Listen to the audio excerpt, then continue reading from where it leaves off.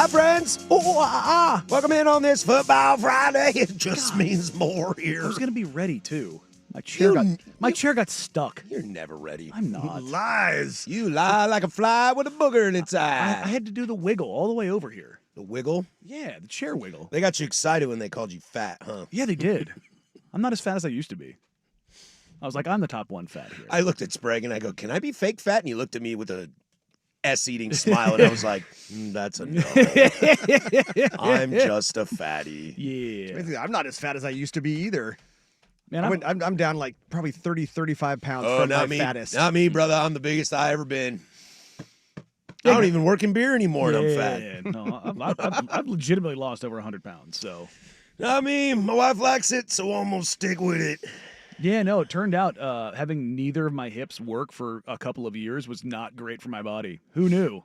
Yeah, who knew? Mildly problematic. Who knew? Happy Friday. Shout out to Rust, who's on hour 5. Is this hour 5 for you, brother? Yeah. I feel like Forrest Gump after he ran across the country a couple of times and he just kind of stops and goes, I'm kind of tired. I'm kind of tired. Think I'll go home Think now. I'll go home now. But at least I only got 3 hours to go. Yeah, the poor Yeah. new guy, Brandon, too, has to just suffer with you in there for hours. Shout out, dude. We got a new What's we okay, got at a- least we got fresh meat. We got a new BYU Cougar in the house. Oh, we got a Coug? Yeah. Oh, man, I'm going to swap your picture out for Suk. Well, at least I On haven't the AP hotboxed poll him in here rankings. like I did Dusty's office the other day, too. Yeah. I can't believe you brag about that. That's funny. What are you It going is- to do? it is kinda funny. It's dad jokes. It is. You know what's funny is, speaking of... I mean, I'll hotbox Dusty's office, but it's going to be a very different yeah, smell. right? I fully expected yesterday to I'd be ruined. I told you before the show. Oh, yeah, yesterday, yeah, I'm like, I'm yeah. gonna need, because I got home at midnight. I didn't get bed till 1. Was up at 5:30 doing that commercial shoot, and then stumbled in here 15, 16 minutes before the show, and then did the show. And you know what? I got done. I got home, and I'm like, you know what I'm gonna do? I'm gonna go golfing, and I ended up playing 18. I got home, and I'm like, how am I still totally conscious right Called now? adrenaline, brother. No, then 9:30 hit, and I went, oh, there it is. And I was like, all right, it's shower time. It's go lay in bed. And I probably fell asleep before 11 o'clock, which is, Nah, it was brutal, dude. oh, dude, I can't remember the last time I fell asleep before 11 o'clock. Mm. Like, legitimately. I was stupid enough to stay up till 1 o'clock. Whoa, look at you. I was in bed at like 8:30 last night. Wow. You had to be. Yeah. Oh, yeah. Because that 4:15 alarm comes fast. I- It ain't ever pretty. When Sprague did the podcast with me, I was always like, how do you do this, dude? Like, Cocaine. yeah, I'm like, Cocaine. I'm like, The good. like, how did you stay? Like, I was like, I would be one of those things where like that game. I remember I went to the locker room at like 10:30, 10:40 last night. Like how are you still conscious? You have to be up in 5 hours. Back in the our old TV days too, with Dusty doing Trailblazers Pulse, which was of course the post game show. Yeah, it was even and then later he than would be mine. back in at 6 a.m. for the Yeah. start of a show. Yeah, Pulse came on even later than Outsiders did back in the day when we did that. That was the triple. That was the triple OG. Because you had the network post game, and then you had Talking Ball, Uh-huh. and then you had Trailblazers Pulse. Mm-hmm. Yeah. Yeah, and talking That's too much post game for me. Talking Ball would go hour plus from time to time. Yeah. like Yeah. that. Depending on the game itself, The and game and how it went, the circumstances. On location, is Ian Carmel there? right? you know? Exactly. Because that'll stretch it out. That's too much post game for me. I want a quick in and out. Well, I want a little Momoa split the you think- wishbone. You also, yeah, there you go, split the wishbone. There you go. But also that was back when they were a lot better too. They were good every night, and so it Yeah. was like The Blazers? Yeah, Oh, so yeah, it's amazing what'll happen. So everybody, I mean, look, when that team's humming in this city, there's no bigger story. There's not. It's just, it is what it is. And Oh, then yeah, people in this just- town? Yeah, they just feed on Oh, it. for sure. Yeah, it's the number one attraction in Yeah. town if they're good. Yeah, it just gets, it's just a feast, man. Yeah. So- Oh, the Ducks give it a run for their money. No, they don't. I've seen the ratings. They don't. Oh, okay. When the Blazers are good, they're pulling in ratings that are like 125, 130,000. I think I was judging that based on like how much swag I see people wear. But then college people wear more swag than professional sports Yes, people. yes. Although very I did much so. see a guy yesterday in an Eagles sweatshirt and an Eagles hat with the sticker on it. Oh yeah, He's a good looking guy. yeah. And again, I'm not saying like But I think college fans not only that- wear not only that, the Oregon stuff is more Sononics across the country. Yeah, I've Like- worn a Wazoo hat twice this week, Yeah, everybody And thinks I've you're wearing a only- Commander's hat. and I've only worn a Cleveland hat once. So there you go. Yeah. So I'm already doubled up in swag on my college team The because I think it represents you as a human more. I think the only pro gear. If you suffered years in Pullman, you would rep it too. I'm legitimately, I almost had a USC hoodie on this morning, and I was like, it doesn't feel comfortable right now. So I went with a baggier hoodie. But the only pro team gear I ever typically wear, you almost never catch me wearing Raiders gear unless I'll throw on the Genty jersey every now and then. You mean the Jamarcus Russell jersey? No, Genty. I have a Raiders hat. I can't remember the last time I wore it, but I wear my Cardinals hats all the time. Yes, you do. I have like 30 different Cardinals hats that I cycle through. Baseball hats are They're the different. hat to wear. Yeah, they're just different. But other than that, I don't really wear a lot of pro gear. When I wear sports gear, it's almost always USC stuff. I mean, baseball hats are so great that the majority of my sports hats are baseball style. Like Yes. this is a baseball hat, 100%. even though it's represents the university. I've gone. Although it is the baseball logo. There you go. I've gone to. I'm wearing one right now. I've gone to a lot of snapbacks. I can't wear the snapbacks. It looks weird on my head. I've gone to the snapbacks. This is the hat I've got on right now. Is the grad at the Sleep Token concert the other night, and I was like, it's a nice little hat. Let me tell you right now, the Flex Fit snapback. There's nothing better. There's nothing better. Wait, why do you need a snapback on a flex fit? No, Isn't that no. the whole point? It's super comfortable. Hmm. It is the most comfortable hat out there. I did not realize that until it came out, and I was like, oh, what is this sweet little piece of heaven sitting on top of my head? Like it's just you don't even Jason get Momoa. yes. Yes. Sup, baby? I brought that conversation up to somebody else in my life, and she was like, I don't want to picture that. And yeah, that did not. She's like, I'm not picking. I'm not picking. No. Well, I'm growing my beard out, so I have to wear a hat every day because I'm also growing the hair out. Yeah, so 'cause I you gotta can make it match all it. one thing, Yeah. and then I will shave my head. Mm. So I'm really self-conscious about how bad it looks. we gonna frame it? What? Are we gonna get like a frame up job, a little lineup? Yeah, I haven't decided what we're gonna do. I might do a fade in. There you go. No. I like it. No. I like it. I haven't decided yet. You know what you Before I ever get any of it done, I'm probably just gonna get sick of it and shave it all should? off. Nah, we're both there. We're both there. It's kind of funny. Like we mentioned this yesterday. We just without even talking to each other, we synced up. Look at that. My kids hate it. We synced up our beards. A little scratchy. Now I really hate my beard. Yeah, it's the scratchy. That's the hard part about No, getting it's through the you. They were synced up. Yeah, it's the you. I can't. You don't put that juju on me, Ricky Bobby. No, man. Just switching it up. Getting ready for the season. I had somebody walk by me the other day and was like, "I didn't recognize you for a split second because you didn't have because I had my hair done and the facial hair, the beard yesterday." And they were like, "I did a double take because number one, you don't ever have a beard. Number two, you always wear a hat." And backwards. Coward would have a field day with you. Oh yeah. The only hats that I wear forward are Colin. my baseball hats. Yeah. And I actually have Cardinals hats that I wear backwards that are only backwards hats, and I have Cardinals hats that I only wear forwards. Do you have any of those like where like you've just worn it a certain way so it has to go on forward or backwards? All my hats I wear forward because I'm an adult. Wow. Me and Russ sitting here just Took really shots at dude? both you Yeah, guys. I know. God. You kidding me? Also, number 2, my hats always have a slight hitch to the right All right, Fred Dude. Durst. due to my love and admiration for Hall of Famer Karsten Charles Sabathia. There you go. For he used to do that because The it tilt. kept the sun out of his eyes as he was a lefty. Mm. I love CC. Look, if you don't, even Yankee CC, you can't not love him. Yeah, he's my guy. He's wonderful. Fake fat now. Yeah, Now fake he's fat. fake fat. Fake fat. I'm still a large man. I'm still 240. I'm a large man, but I think some people's got me beat. Yeah, when you said when I brought up I'm fatty number 1, you're like, no, you're not there. You're not there. And I'm like, all right, fine, fine. Fine. I lose another 20 pounds or so and get back down to where I want to be, 215, 220. We'll be good. Then I'll just be husky. I think I'm supposed to be like 155. I think my BMI says 155.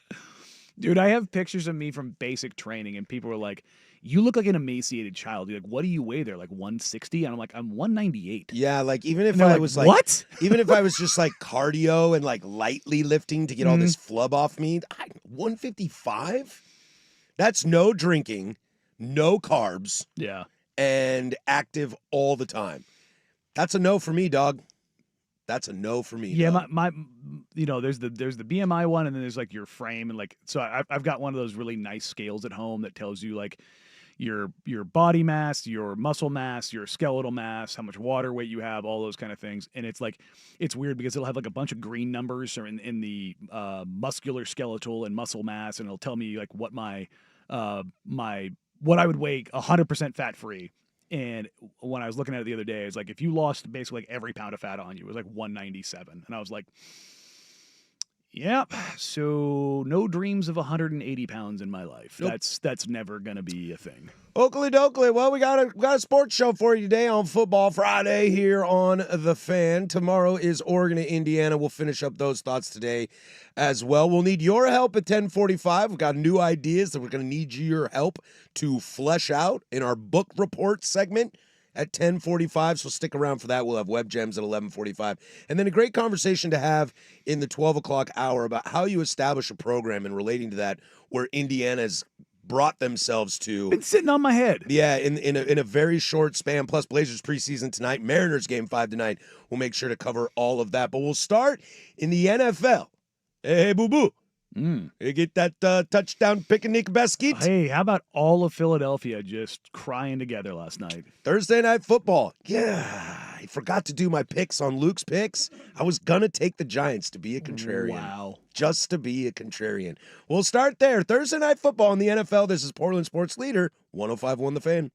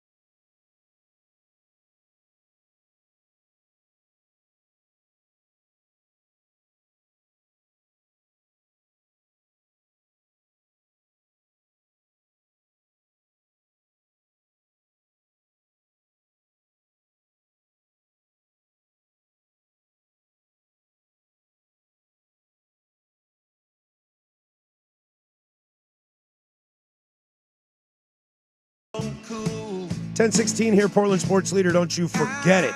Don't you forget it. We are live from the shadows, the historic Fremont Bridge. 503-864-6326 is the fan text line. She'll let you interact with us throughout the entire day. Also, youtube.com/1051 The Fan. Join the chat. We're always getting wild in there. We're talking about baseball a little bit in there. And boy, am I glad I'm not from Philadelphia today.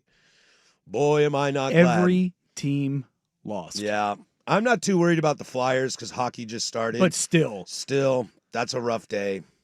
Also, don't care. There is a breaking story in college football as it pertains to the Big Ten that we are going to need to get to. What's that? But I wanted to talk about it. Boo-boo. We will, but they're nearing a decision to land a $2.4 billion deal with a California pension investment fund. They're going to go through with it, huh? They're going to do it, and teams are going to get $100 million payouts.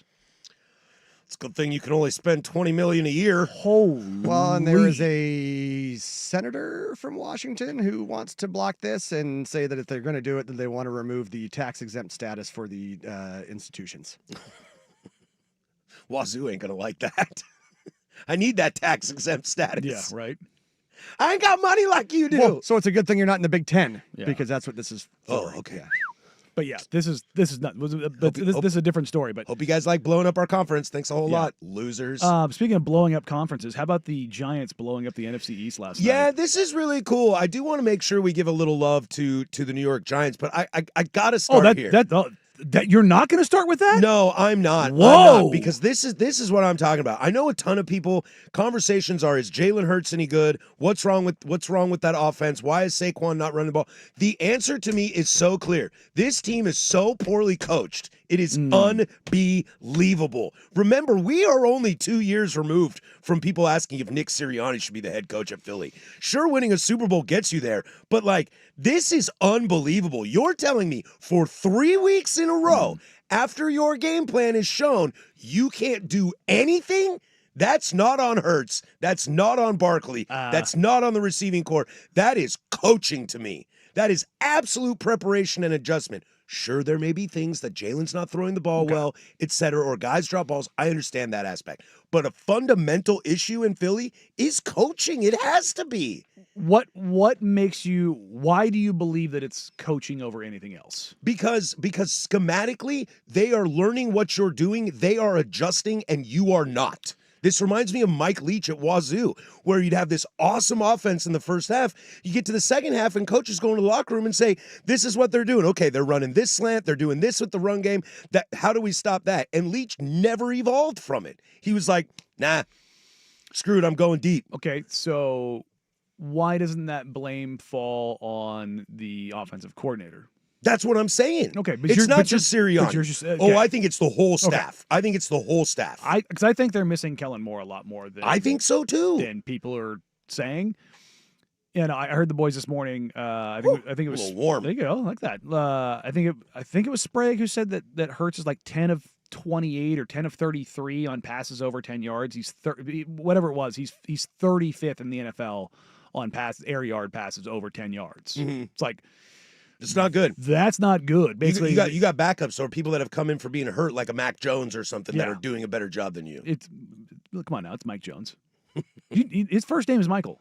Oh, really? He did not know his first name was Michael because it's McCunkle. McCunkle's his middle name. McKinkle. And so he goes by Mac. He was telling the story of Mike Jones, Samsonite. I was way off. But he was telling the story that when he was in elementary school, he was like, the substitute teacher said Michael. And I go, that's not my name. Like, he did not know his first name was actually Mike. I was like, but also Mike Jones. Yeah, no. What are you doing, dude? I know, dude. You're Mike Jones, dude. What are you doing? You got to be Mike Jones. You got to be Mike Jones. I do agree with what you're saying to an extent. It's weird. Jalen Hurts to me was a guy that I was out on coming into the league. And then he just kept winning and kept doing stuff and kept figuring out. And it was weird. Like, I got all the way to the top of that hill of like, Jalen Hurts is good. And now I'm coming back down that hill of like, is he good? And I'm like, now I'm wondering, like, how good is he? And if it's not perfect, if it's not set up, and we talk about all this kind of stuff all the time. Whether you have the weapons, you have the right coaching, the right system, like, whether like Baker Mayfield, now he's an MVP candidate after, going through the wilderness and stepping onto the field for the Rams 48 hours before signing as a backup off the street kind of a deal. You know what I mean? Like, his redemption tour is so crazy, and now he's so productive in Tampa Bay. It's like, yeah, he just needed to get to the right place. He needed to mature, all those kind of things. Jalen Hurts, though, I don't question his dedication. I don't question his work ethic. I don't question his mentality. Like, this is a guy that is militaristic. He was brought up in a military household. He very much understands all of the things. I wonder how much of the other stuff, the quarterback stuff, the checks, the understanding reads and where to go and how he progresses, like, those are things that are harder to understand unless you've got 2 feet on the ground and you've got that communication and actually, Jalen doesn't do good past his second read. He's not able to get to the backside. He's not able to do this. He's not able to do that, because they're still prolific and they're still productive. But when Saquon Barkley runs for 58 yards, his season high is 82, 84 yards. He doesn't have a 100-yard game this season. But he only has 12 carries. You're only rushing the ball 12 times. I get what you're saying, 100%. That's not on Saquon. Well, I think he's had games this year where he has had opportunities and he's been But getting stuffed. your number called is not your decision. No, you're right. He only had 14 touches, which is light for him. Very light. For the best running back in football? Yeah. That's when they're the most puzzling, great team I've ever seen. It's weird. The 49ers are the most fraudulent 4-1 team I've ever seen. The Eagles aren't a fraudulent 4-2. They're a WTF 4-2. And then it's like, you have all of this.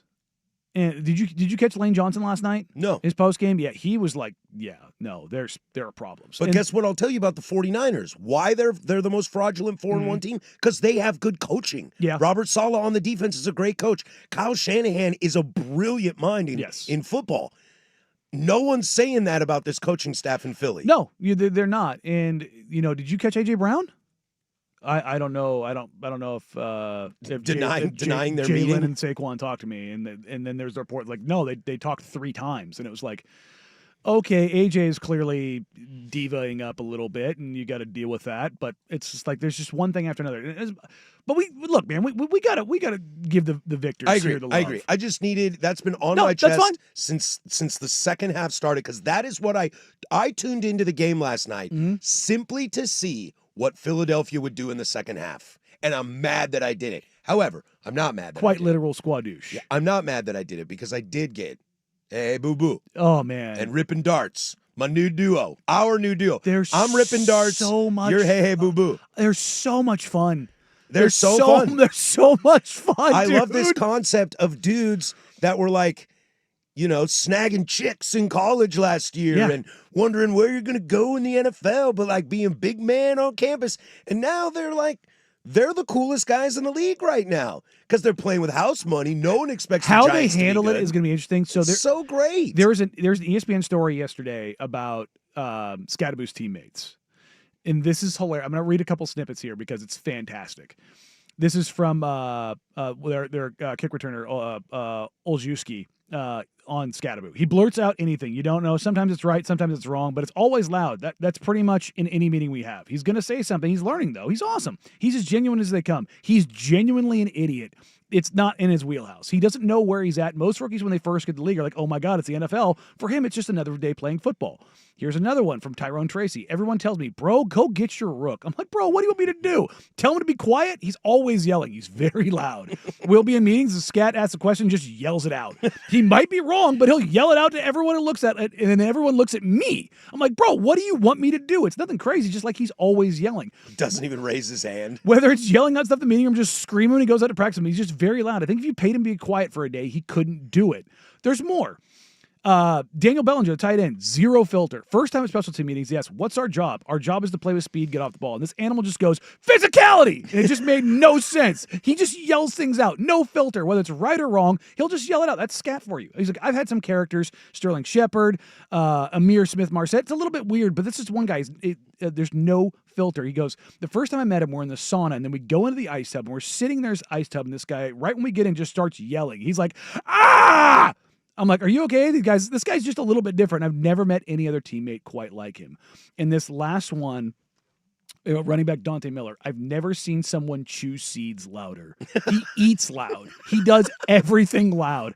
It's quiet in the meeting room and he's munching on seeds. I'm like, this is not normal. They brought bro culture to the NFL. He goes, what's a crazy cartoon character? He's like, that's a very, very good comparison. This guy is the Tasmanian devil. I like that. But also, he chews seeds really loud. Like, not bro culture. I shouldn't have said bro culture. It's like frat culture. Yeah, he's just he's unabashedly him. Like, honestly, I think Cam Scadaboo is what everybody thinks Rob Gronkowski actually is all the time, where Cam is actually that all the time. Boo Boo is that way, and then he's got the good-looking quarterback that kind of just hangs next to him.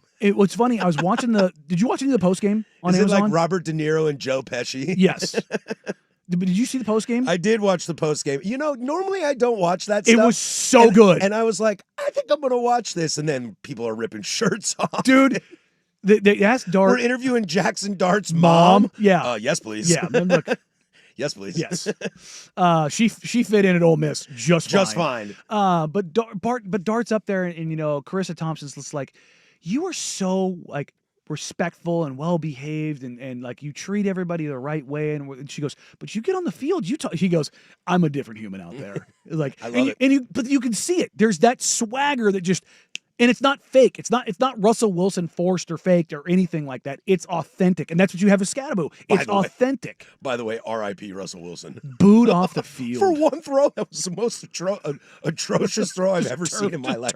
That's so rough. But getting booed off the field is hilarious. But I'm really bummed that Malik Neighbors has a torn ACL because those three guys could have been really, really, really fun this year. Giants have just become must-watch TV for me. Like, did you see the Dart looked good. Let's talk like some honest. Like, I know we're having fun here. He looked good. He's a gamer. Looks like an NFL quarterback. He's a gamer, man. Like, we talked about this the other day with him and Herbert. Like, as far as like where they kind of are is like how Dart. I believe he's listed at 6'5". Let me pull it up. He's listed at 6'2". Good God, he's bigger than that. His hair is gorgeous. Yeah, but he's listed at 225. He's a solid guy. But when you see him, he's not a guy that's looking to take off and run. But when he does, it's impactful. You know what I mean? There's just something. It's not Josh Allen. Like, time to go make somebody hate playing football today. You know what I mean? It's, well, I should probably take off here and go get some yards, and then he just makes a play. And when it comes time for him to make a throw, he makes the throw. And it's just. There's just something about him. It's weird because the quarterback he kind of reminds me of is the guy that got booed off the field last night. Russ, when he debuted with the Seahawks, just made plays. Juice. It just had stuff. But Dart is much like, do you ever foresee Jackson Dart at this point right now being problematic in the locker room in his career? No, I don't. Because it feels real, right? It feels real, feels genuine.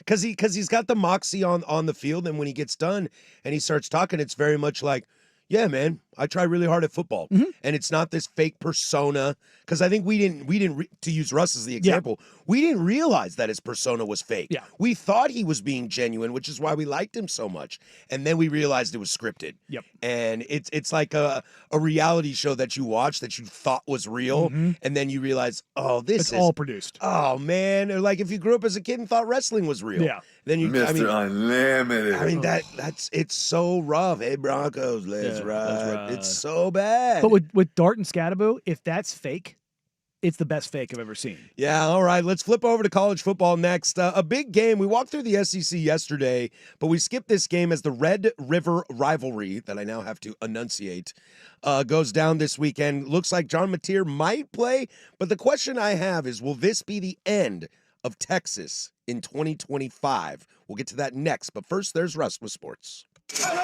Now, from the George McCoy and Warren Allen Sports Desk, a Sports Center update on the Fan Sports Network, 105.1 FM and 1080 AM. First on The Fan, the Mariners host the Tigers for a series-deciding Game 5 tonight at the Pink. 5:08 first pitch on Fox. George Kirby opposite Tarek Skubal. Winner goes on to face the Blue Jays in the ALCS. Coverage on 910 ESPN Portland.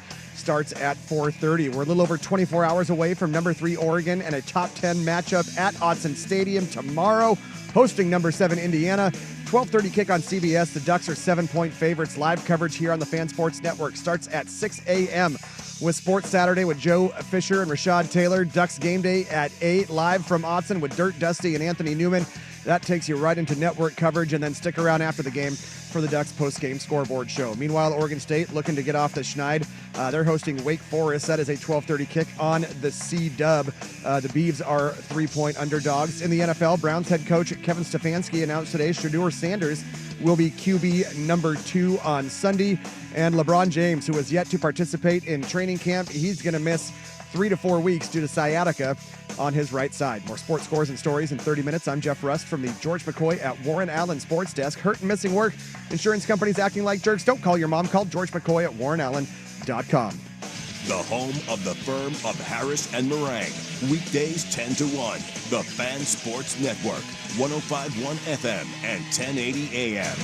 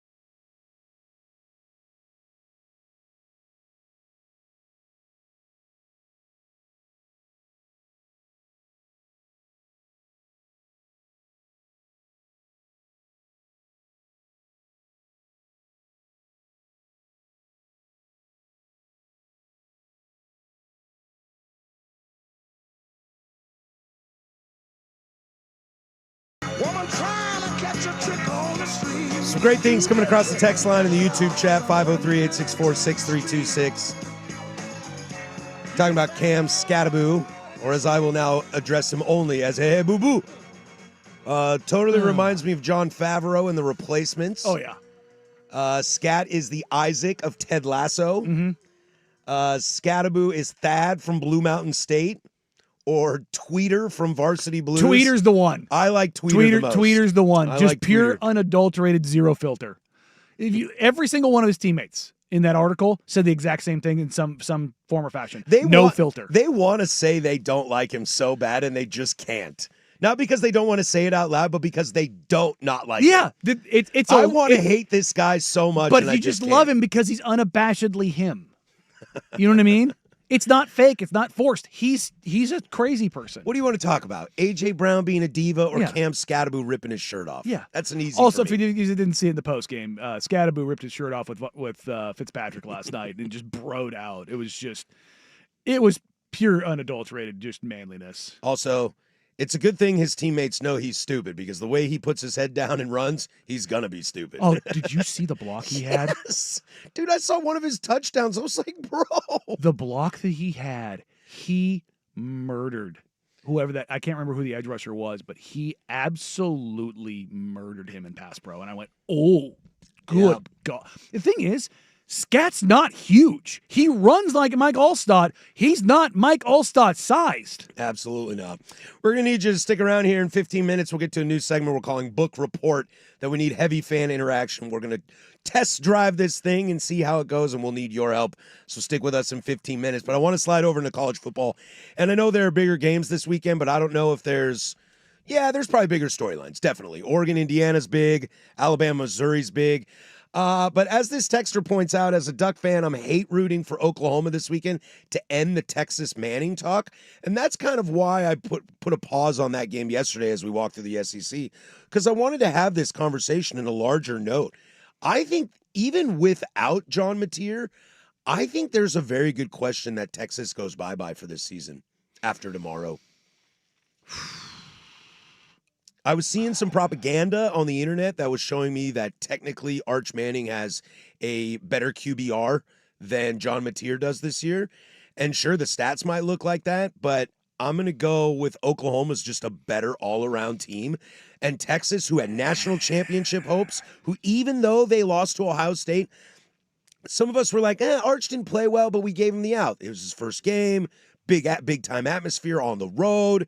Biggest game in college football regular season history, et cetera, et cetera. This thing has fallen quickly, and I think there's a very, very good chance that the whole thing falls off a cliff tomorrow. I don't know that I buy Oklahoma. Fair. And it's not the material of it all. You said that they're a better team. I don't think they are. You don't? I don't think they're a better team. Do you think they will win this weekend? Texas or Oklahoma? Texas. I think Texas wins. Really? I do. I think Mateer is special. I think he's a gamer who plays above his talent level. I think he has just, like we're talking about with Dart, I think he has juice. I think he has real stuff to him. Oklahoma does not feel like an Oklahoma team of like great Oklahoma teams, and not just like on the offensive side, but defensively. They don't feel like a team that is putting a bunch of NFL dudes out on the field. Which is Venable's bread and butter. He's a defensive guy through and through. It should be a lot better. But I would argue, I mean, Oklahoma, when Lincoln Riley was there was not a lot of Bob Stoops there. No, that was their. So sometimes their hang up. things change. I know we know. I honestly sometimes black out about those Lincoln Riley, Oklahoma days, because even though they had guys, I mean, their offenses were really cool, insane, but they weren't always. They weren't always in great games. Outside of Baker. Yeah. And so when I think of the Oklahoma of old, I think of Bob Stoops. Big game Bob, who's never won a big game in his life. Yeah, exactly. But there's I don't know. I don't want to call them fraudulent. They're fifth and they're fourth in SP Plus, which pretty damn good. But they're a team that sixth in the rankings. I just watching them. maybe this is just college football. Maybe it's a sign of me getting older and the game changing and me not necessarily changing with it or how I look at it that way. The Dabo lens. Are you using the Dabo lens? They don't look special to me. I feel you on that. Do you understand what I'm saying? I 100% see what you're saying. They're not that they're bad. Yeah. They're just when I see the number 6 next to your name, you're the sixth feels best team in weird. the country. It's like that doesn't feel right. Of the top 10 teams, how many of them do you think would beat Oklahoma? And you're saying all of them. I mean, honestly, let me do that real quick. Ohio State, Miami, Oregon, Ole Miss, A&M. Honestly, I think the only team in the top 10, and it's probably very reminiscent, is Indiana. Mm. That's Because I don't know. I don't know. Well, the reason I brought this up is because I don't think this is necessarily an eyes on Oklahoma game. I think as Sark is starting to look for excuses, talking about schedule and culture, and he's trying to like, hey, look up here, look up here, look up here. Don't pay attention to the fact that on the field we look discombobulated. So I think that's interesting. I didn't take into account how good Oklahoma is for this game. Yeah. I was looking more at I worry about how underperforming Texas has been. Correct. The other side of this But is, you're bringing up a decent point there. I do it every now and then. Their loss to Ohio State was 14-7. It's a one-score, ugly early season matchup. Their loss last week to Florida was a one-score, 29-21 game. Like they had to come back a lot, though. I understand. But going to the swamp is tough. It is. To Sark's point, the shoe and the swamp in the same year is pretty wild. Spin a wheel and pick two harder places. Yeah, but go ask Florida what they think about their schedule. No. I mean, again, they don't have any right to complain about schedule. Their two losses are road losses in against two of probably the blue blood 4 programs. or 5 best defenses in the country. And just blue blood programs. Yes. So rabid fans. Have they underperformed? Yes. But let's see, who do they have the rest of the season? Let's say they beat Oklahoma, they beat Kentucky, they beat Mississippi State, they beat Vandy, and they go into Georgia. What would that be? 7-2? And you've got Texas. They're probably sitting at somewhere between 10 and 13 at that point in time if they rattle off a win against Oklahoma and Vandy. And going against Georgia. Oh, God. That's at Georgia. God, they go. Ugh, that is tough. Yeah, dude. You go to the shoe, you go to the swamp, and you go between the hedges. What's up, dude? Ugh. So like that, but there is a little bit of validity there. Yeah. But we're only 5 games into the season. You're already bitching about a schedule, dude. That feels to me that things are crumbling a little more in Austin. And Texas, Oklahoma is a Texas home game, but it's not at Texas. Right. So it's at the State Fair. It's like one of the only sponsored regular season games. It's wild. Yeah. So, but it's funny. I was golfing with the Oklahoma fan this summer, and they were like, in Dallas, there's more Oklahoma fans than there are Texas fans. Just gonna let you know that. And I was like, look, shot. I was like, look at you. And it's because he lives I think just outside of Dallas, if I remember right. That'd be like me saying there are more Cougs in Seattle than Huskies. Yeah, just saying. But, Husky fan be like, yeah, because they're in like L.A. and Chicago because they New all York, left. loser. But no, the season's not over for Texas. But if they lose this weekend, it's cooked. And maybe we can put to bed all that discussion. All right, we come back. We need your all's help a little bit, hey? We've got the bones here of something fun we'd like to have you join in. So stick with us. We'll follow through. Your thoughts and opinions are very much needed, and we're very much welcome. We'll get to Book Report next on 105.1 The Fan.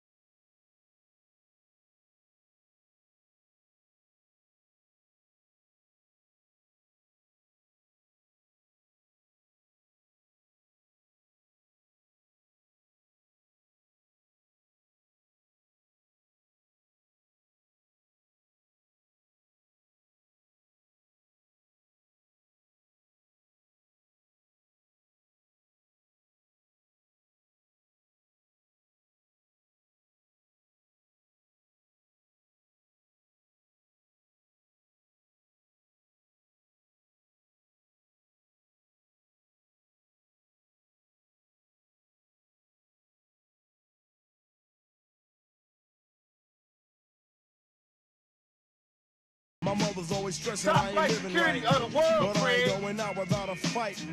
Coming up in the 11 o'clock hour, do our Pacific Northwest picks as we'll take a peek at all those, including the Oregon-Indiana game, which you can check out right here on the Fan Sports Network. Kick is at 12:30.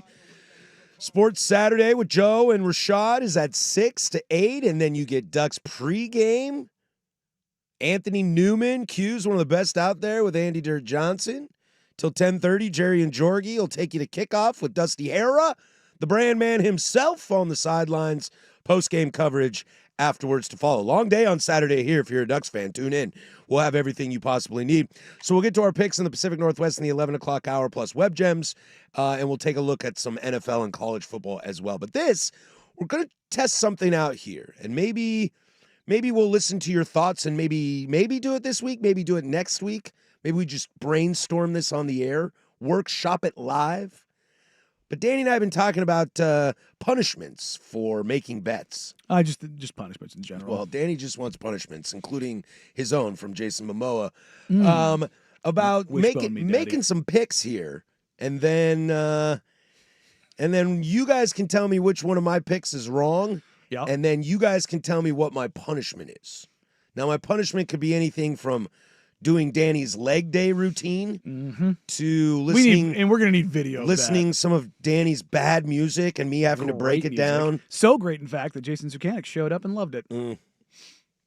You're lucky I like that man, Yeah. and I fear for my life around that man. Otherwise, I would take a shot. So, for example, okay, this week in college football, all right, I want you to find some games that you want to pick against the spread. For example, I will start first. North Texas has sold out their game against South Florida, the first sellout in North Texas history. They are 2.5-point favorites at home. Total is 66.5. And give me North Texas. Like, I love this team. I love this spread, and I want North Texas. The spreads this week are tough. They are. There are a lot of really tough spreads. I know my next one, too. Keep going. Okay, I'll keep going. Number 2, Ohio State favored by 14.5 against Illinois. Give me the Fighting Illini. Oh. Give me the Fighting Illini. This is maybe You took the big one. this is maybe the best team Ohio State's played all year. Okay? I mean, offensively, it's not even close. And their offense, until they found a Minnesota, has struggled. Yes. You're going to tell me they're going to win by more than 2 touchdowns? Give me the Fighting Illini. Number 3, I'll take Ole Miss to cover the spread against Wazoo. There it is. There There it it is. is. I was wondering if you were going to do That'll it. be my number 3. So, for example, Which, by the way, folks, is 31.5. so you guys can tell me which one of those is the worst take. And then you can tell me what my punishment is. Mm-hmm. I like it. Yeah, we might have to throw polls up on the old X. We will. I will put up. Do we want to put this up as which one of these is the worst pick? Yes. Okay. One for each of us. Yes. And then we will decide punishments If on it- Monday. If it doesn't hit. Yes. And then on Monday, we will decide punishments. So they get to pick the worst, and that becomes our one that we have to ride with. Yeah, like if you think I'm stupid for taking Illinois to cover Mm-hmm. the spread more so than North Texas, you would vote for that. Yes, you would vote for the Illinois spread, and whatever one wins in the poll is the one you have to ride with. Mm-hmm. And if you don't get it, punishment is on. We decide a punishment on Monday. Okay. I am actually going. I can't believe I'm going to do this. I'm going to take the Alabama 2.5 against Missouri. Okay. I'm scared of that game. In fact, all of the ones I'm going to take are going to be scary. All of the ones I'm going to take are going to be scary. I'm going to take Indiana. I knew you would. You can't even help yourself, can you? I think it's going to be. You cannot help yourself. I think it's going to be a good game. Yeah, dang. I talked to Dusty yesterday after the show. Like, I always ask him, what are you feeling about this week? And he gave me a lot. I don't know, man. Just. I he's think there's a lot of up in the air. And I think very similar to Oregon Penn State. Oregon's going to win. There's a reason I'm not interested in this line. There's a reason they were not one of my picks. Yes. Because I don't know. And that's why I said this is going to be scary. And then I'm going to do it. Are you going to take SC over Michigan? I'm going to do it. Oh, wow. Wow. Like I said, all three of these are scary. Voting with your conscience, huh? All three of these are scary. Holy catfish! USC -2.5 against Michigan. I don't like it. All right. I don't like all it. right. I don't like it. Throw those up. I don't like it. Throw those up, and you can text in 503-864-6326. I don't like it. You can go to the Twitter and find it there. What's the Twitter account you got that on? I'm going to put it up on the show account, good On the sir. show account? You It'll can be at Harris and Meringue. You can find it there, or you can jump on the YouTube chat and go there. My three, just to remind you, are North Texas by 2.5, Illinois covering the 14.5 as 14.5 point dogs. North Texas favored by 2.5, and I will say Ole Miss covers the 31.5, 32.5. ESPN says 31. Do I get 31 or 32? We have to agree on the book. I'm using ESPN. I am as well. So It's 31.5. So you get 31.5. Okay, and I will take Ole Miss to cover 31.5 over my Cougs. You will take Alabama to cover as 2.5 point favorites against Missouri. You will take Indiana to cover 7.5 against Oregon. And you will take, where are you? 4:30 kick. You will take USC 2.5 favored over Michigan. Yes. Okay. So there will be two separate tweets. There will be one for Harris's and one for mine because you can only do 4 at a time. So I'll put one up for Harris. The worst line in there, the one that you think is least likely to hit, that is the one you vote for. And we will ride that over the weekend, and on Monday, you all can choose our punishments. That is what we call book report. Because this started out as you would have to do a book report on a game or something along those lines. So that's where we're going with the book report. Mm-hmm. And you will need to do a And book report and on it's also- leg day because you will have to not only do it, but you will have to describe how it went. Yes, exactly. And I want video evidence. You'll get it. I want squats. You'll get it. I want depth. Remember out there, guys, you like me. Wishbone. I'm on your team. Wishbone. Dare I say go Ducks? Just a reminder. Just want to let everybody know. out there. Uh-huh. Just letting Oh, everybody yeah, know. it's you, Mr. Pro Duck. Yeah, I think you got nice shoes. Is that a new haircut? I think you look gorgeous today. Just a friendly reminder. We come back loaded second hour. Stick with us. We're having a good time out here. We'll start taking a peek. We keep saying, 2 losses can get you in the playoffs. 2 losses can get you in the playoffs. Well, that number is going to start to dwindle. So we'll take a look at 1-loss teams and even current 2-loss teams and let you know which ones are out and which ones still got a chance. Loaded second hour. Stay with us. 105.1 The Fan.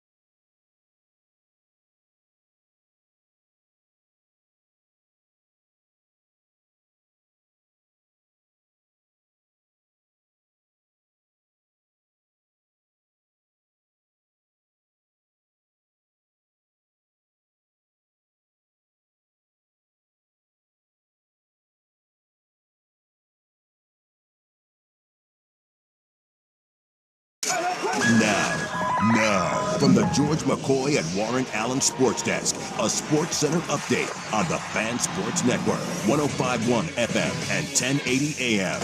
Jeff Rust here with your Sports Center update. First on the Fan, the Mariners hosting the Tigers for a winner-take-all Game 5 tonight at T-Mobile Park. 5:08 first pitch on Fox. George Kirby opposite Tarek Skubal.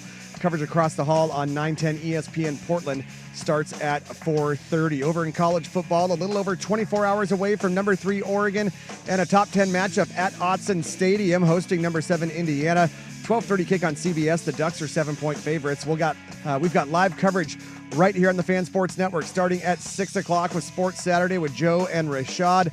Then it's Ducks Game Day at 8 a.m. live from Autzen with Dirt, Dusty, and Anthony Newman. That takes you right into network coverage, and stick around afterward for the Ducks post-game scoreboard show. Meanwhile, Oregon State looking to get off the schneid. They host Wake Forest. That is a 12:30 kick on the CW. The Beavers are 3-point dogs. In the NFL, Browns head coach Kevin Stefanski announced Shedeur Sanders will be QB2 Sunday against the Steelers. Jordan Schultz, no, not that one, reporting Jaguars tight end Brenton Strange, who leads the team in receptions, is dealing with a quad and hip injury that includes a ligament tear. He may avoid surgery, but will be sidelined at least 5 weeks. More sports scores and stories in 30 minutes. I'm Jeff Rust from the George McCoy at Warren Allen Sports Desk. Hurt and missing work, insurance companies acting like jerks. Don't call your mom. Call George McCoy at warrenallen.com. The Fan is live on YouTube and Twitch. And now Window Nation brings you on-demand videos. Watch Window Nation's Window into the Fan.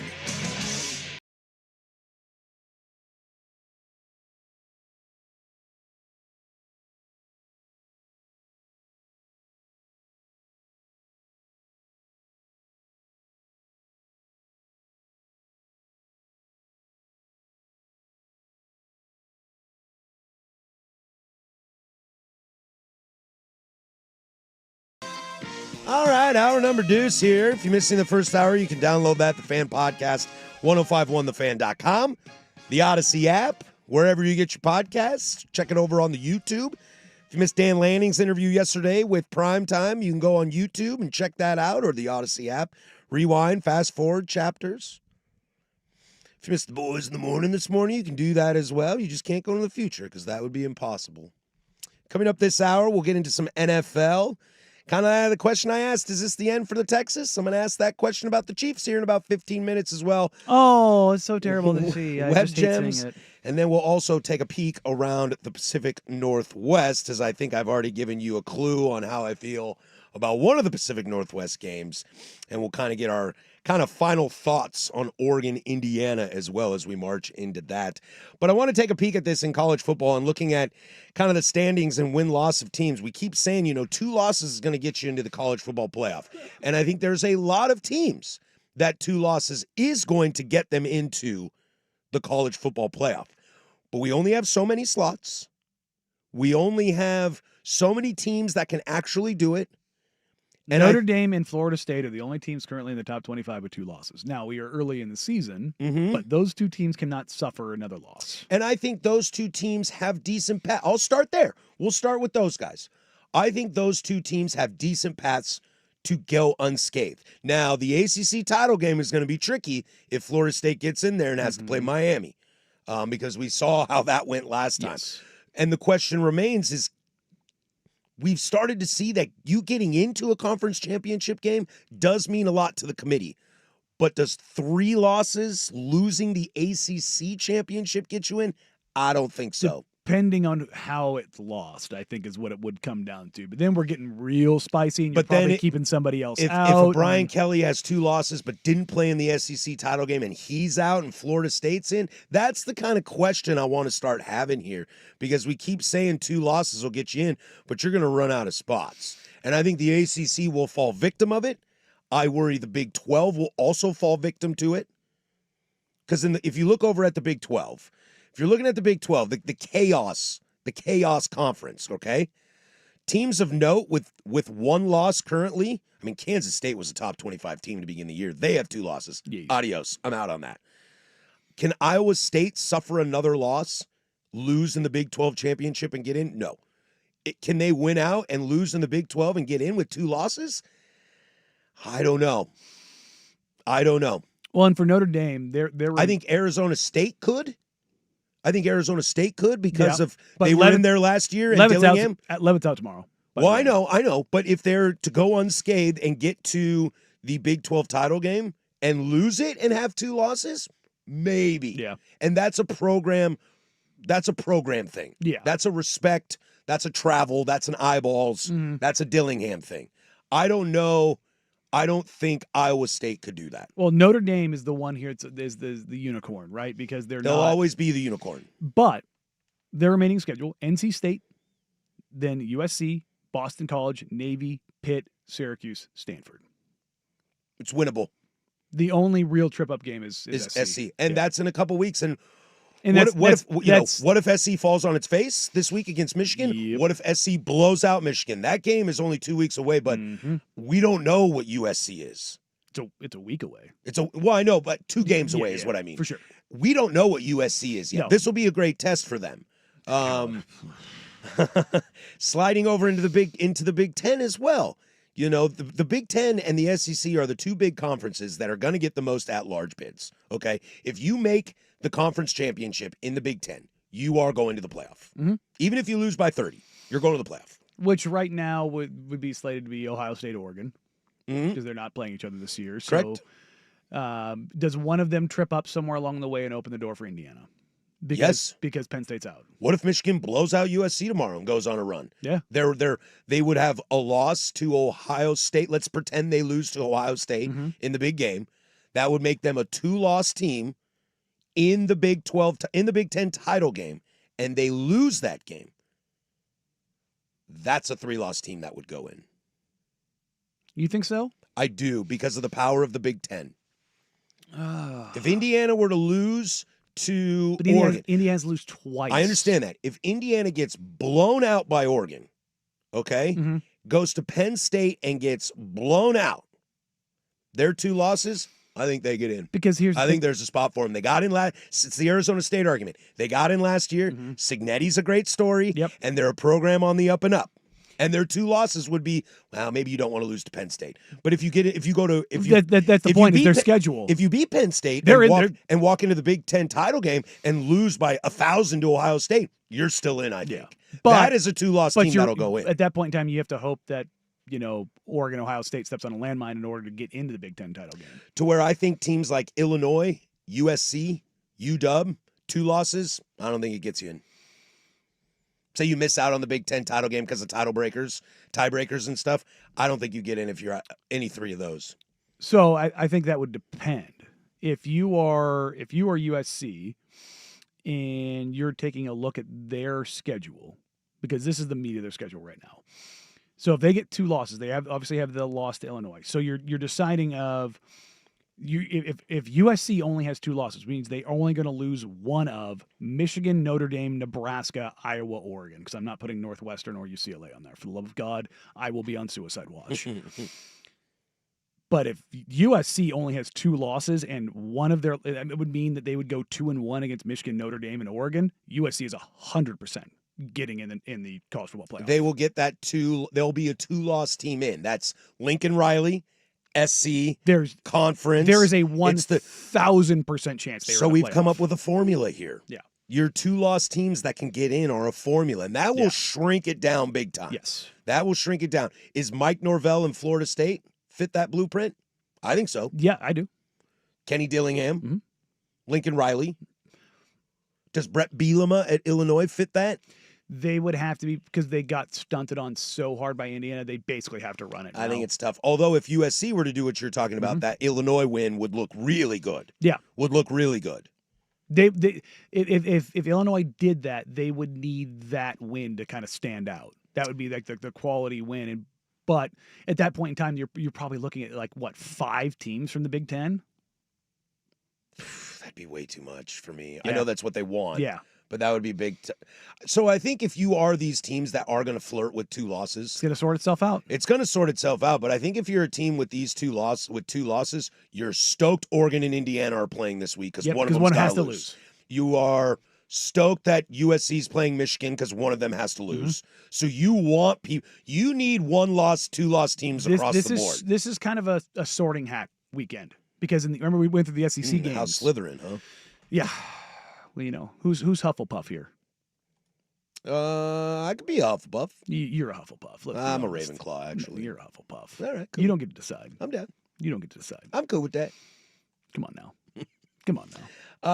Yeah, it's going to be interesting because the SEC right now, as you walk through it, you could, because the SEC has so much power when it comes to the college football playoff, unless you're Lane Kiffin at Ole Miss who gets left out all the time.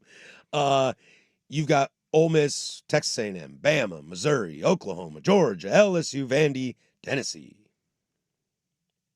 That's a lot. That's a lot. Those are all undefeated or one-loss teams. Everybody else either has no shot. I'm looking at you, South Carolina. I'm looking at you, Mississippi State, Auburn. Those are 2 losses. The other teams are all 3 losses. But you look at it. You Alabama and Missouri play this week. Texas, Oklahoma play each other this week. Yep. Tennessee plays Arkansas. A&M plays Florida. Georgia, Auburn, South Carolina, LSU. This is a sorting hat weekend. For the SEC, for sure. Honestly, it is for the Big Ten, too. USC, Michigan, and Oregon, Indiana. Like, that's... Ohio State, Illinois. Yeah, I mean, those I'm taking Illinois. Those 3 games to win? No, to cover the Okay.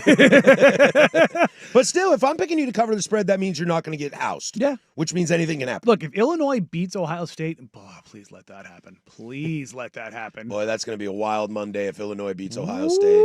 Buddy. That's going to be a wild Monday. I don't think it's going to happen. But If Ducks beat Indiana and Ohio State goes down, ooh, baby, you know what we're talking on Monday. We're talking about the number 1 Oregon Ducks in the nation. I still think Miami should be That might there, be true, but that's not how the rankings are going to go. which is just so dumb. It's not how they're going to go. So dumb. Sorry, buddy. It's so dumb. It's not how they're going to go. Anyway, I just find it fascinating. I think we continue to say that, 2 losses will still get you into the playoff, but we're running out of playoff spots really quickly. As people do have losses, there are still a decent amount of undefeated teams, but that number is going to shrink. It's going to shrink by 1 this week. Over the next It's going 2 to shrink by 2 this week, right? Because Missouri's undefeated. The next 2 weeks. Remember when we were talking about? God, this is crazy. When we were talking about this like 2 months ago, when we were picking out dates on the schedule of like, hey. Oh, the weekends that we're looking forward to. I remember I said, look. Was this one? October 11th and October 18th. Because selfishly, the 18th is my birthday. I had USC Notre Dame's that day, so it's going to either be a great day or a crippling day for me. We'll figure out how that goes. But the matchups in these 2 weekends we kind of looked at like that. Those are going to be like bridge points or splits of forks in the road, wishbones, if you were. Now I don't remember. Yeah. Louisville at Miami in 2 weeks. Oklahoma at South Carolina. LSU at Vandy. Missouri at Auburn. Keep going in this. UW at Michigan. I like that. Yeah, they're Ole Miss at Georgia. What up? There are some matchups. What's up? Texas Tech at Arizona State. What's up? That's what I was saying, man. Like these 2 weeks. Maryland at UCLA. Woo! The great suck off of 2025. Ooh, the Holy War is next week too. Shout out Brandon over there. What's there you up, go, buddy? There's a little nod there. Little nod there. Florida State at Stanford. I'm going to hate watch that game for sure. Lafayette, Oregon State. They get their win. Oh, man. I can't believe I'm going to have 2 boxes for those games. Hell, I'll make it a 4-box game, throw Nevada, New Mexico, and I think I got baseball on maybe that weekend. Anyway, just a fun little exercise that I think we should keep our eyes on. Oh, the next as 2 we weeks keep saying 2 lost teams will get know. in. But what if there's like 10 really good 2 lost teams? It's going to be a disaster on selection. Isn't that what college football is this year, though? I suppose that's what it is. Especially if you live in the Big 12. All right, when we come back, we'll cut over to the NFL and probably what's the best game of the weekend, or maybe at least the top 3 game of the weekend in Sunday Night Football. Kind of like I asked with Texas, does a loss send this team adios muchachos? We'll go there next. 105.1 The Fan.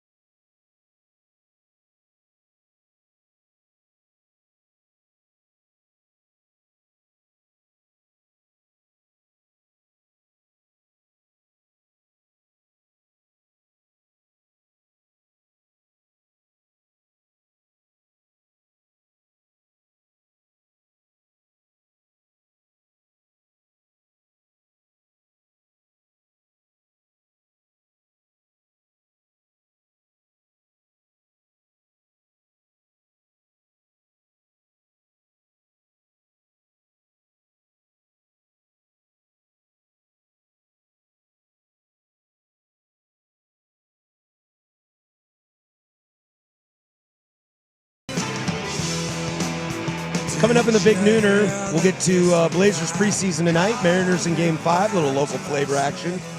And we'll have a little exploratory conversation in college football, kind of in relation to the Oregon-Indiana game and how Indiana got here so quickly, and if this is the new blueprint for establishing a program in college football. But we'll slide over to the NFL in Sunday Night Football, which is probably the most enticing game of the weekend. That would be the Detroit Lions going into Arrowhead to take on the Chiefs in another primetime game for the Chiefs. I mean, come on. Do you think they get sick of it? Or do you think the egos go a little, you like us. You want to date me. You want to kiss me. I mean, you're good enough to get it. I'd rather that than watch How about them Cowboys? the Panthers or the Cowboys. I don't know. If the Panthers were on primetime, I'd actually watch them. No. Well, I told you I'm a primetime guy. I watch primetime. If there's a team that I also watch our primetime from 3 to 7. There you go. YouTube. If there is a primetime game that features one of the dog-ass teams, I don't watch. I just don't. Oh, really? I don't care. I love football. Does it takes a Jackson Dart and a Scatterbook? Yes. Because the Giants aren't good. No, but they're not. Well, They're not dog I ass. can say that They're not anymore. dog-ass. They're Like- not dog-ass. Look, even before Jackson started, I was like, I like Scatteroo, I like Neighbors, like Russ balled out against the Cowboys. But I also said going into the season, I am here for the Jackson Dart experience. Like Sure. that was a guy that I was very much locked in on. And the second he got out there, color me interested. Dylan Gabriel, Shadur Sanders, I don't care. No, Look, I don't care as much either. Am I going to check in and go, let's see how he looks? I check in on the Oh, Gabriel. oh, I check in yeah. on the Gabriel thing for our local Duck fans. But just in general, I don't care. Right. But like Bryce Young or Spencer Rattler is playing a football game, I do not care. I'm not watching. I'm not. You can't make me. No. I won't do it. I refuse. Detroit at Kansas City. Kansas City slight favorite in this game, and I'm not talking from a betting angle.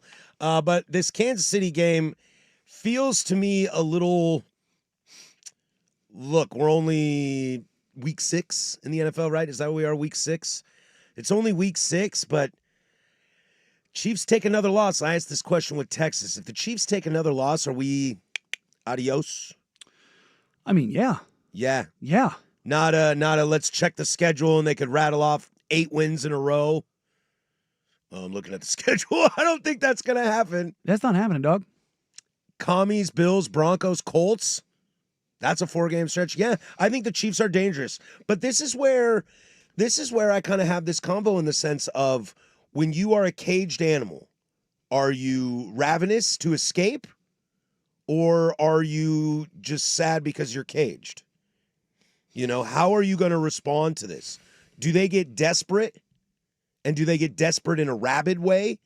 Or do they get desperate in a open myself up to make mistakes way? Well, Because I worry the foundations are starting to crack there, and you're starting to not be the rabid animal that you used to be, and are going to start showing moments where you're a little more risk-takey and not succeeding. yeah, you're playing on the edge as opposed to being the edge. Exactly. And Dynasties fall. they and do. It's never pretty. It's never pretty. And look, the Travis Kelce of it all, he's not what he has been historically. We started to see that really pop up last year. And it happened like that. Yeah. Boom. Mahomes has had a game this year where you're like, oh, there's more of it for sure. But there's no like snapping of the fingers. The running game gets going. There's no Xavier Worthy is going to save them. Like they need an AJ Brown level of wide receiver to rescue them, and that's not coming. Yeah, and as much as I love Patrick Mahomes, and I won't, deny the greatness that he is, I think he's in a transition period here of trying to figure out what's the next version of Patrick Mahomes. Because if there's anything I'll give that man credit for, and Brady did this too, which is what made him great. And maybe this is a knock you can make on like guys like Peyton Manning, who were so intelligently gifted, so football-centric gifted, that they didn't really have to evolve. Tom evolved his game. Patrick Mahomes has evolved his game a couple times. I wonder if he's in that awkward growing out your hair, growing out your beard phase, where it just kind of doesn't look very pretty, but if you hang on to it, you'll get to where you need to be. I wonder if he's in that moment right now. And this could be just a lost season for him, which is going to be tough because a lost season for the Chiefs could mean no Travis Kelce next year. Could mean no Andy Reid next year. Does this dynasty have the flexibility to have an off season with what they have at stake that they could lose simply from age, from father time? That's where I think this team could live. And look, Detroit, with what we saw from Philly last night, Detroit could be the best team in the NFL for all I know. For all I know. Because I don't have an answer to that question, and especially in the NFC. And Detroit could be the one to take that. Look, if they roll them on Sunday. It is a weird spot to be in the NFL. And this is, I think the NFL may be the best at doing this now, where parity is king. NFL has always been the best parity league, but now it feels like it is legitimately the parity league of parity leagues. And it makes it interesting.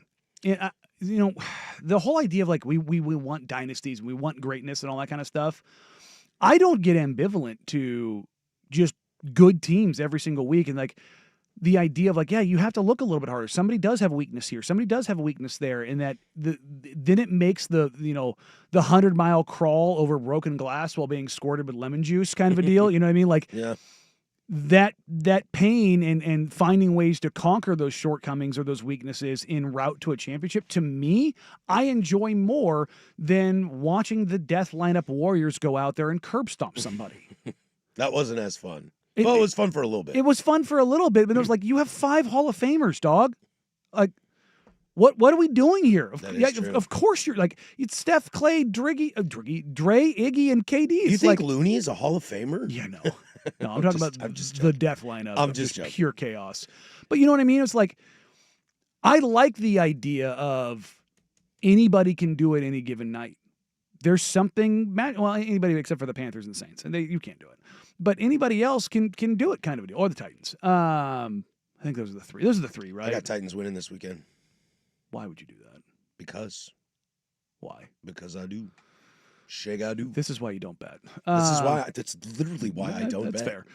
But I kind of like where this is at. But with that being said, if the Lions go out here and kick the Chiefs to the curb, I think you can pretty much unequivocally say the Lions are the best team in football right now. But I wonder if the question I think the national story will be this, but I wonder if the question for us on Monday, that's why I brought this up, is Kansas City, we just say adios at that point? Because I think my answer will be yes. Yeah. Especially in that division. Well, not only that, with that schedule. Yeah, schedule plus division. They would be 2-4, and we looked at this before. Also getting my Broncos to win the division. They have like I told you. After that, they have the Raiders, but then it's Commanders, Bills, Broncos, Colts. Yep.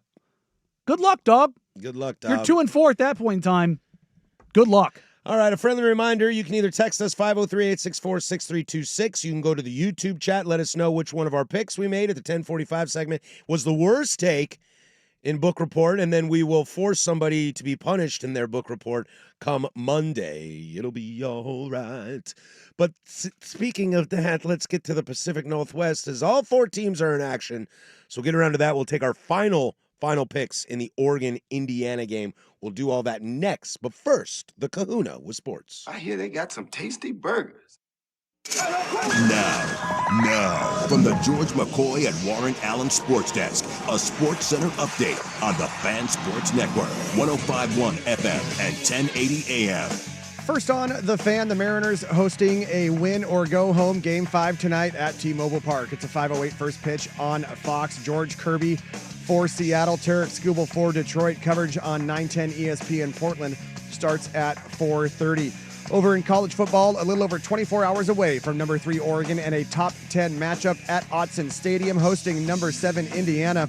That is a 12:30 kick on CBS. The Ducks are 7-point favorites. Live coverage here on the Fan Sports Network starts at 6 a.m. with Sports Saturday with Joe and Rashad.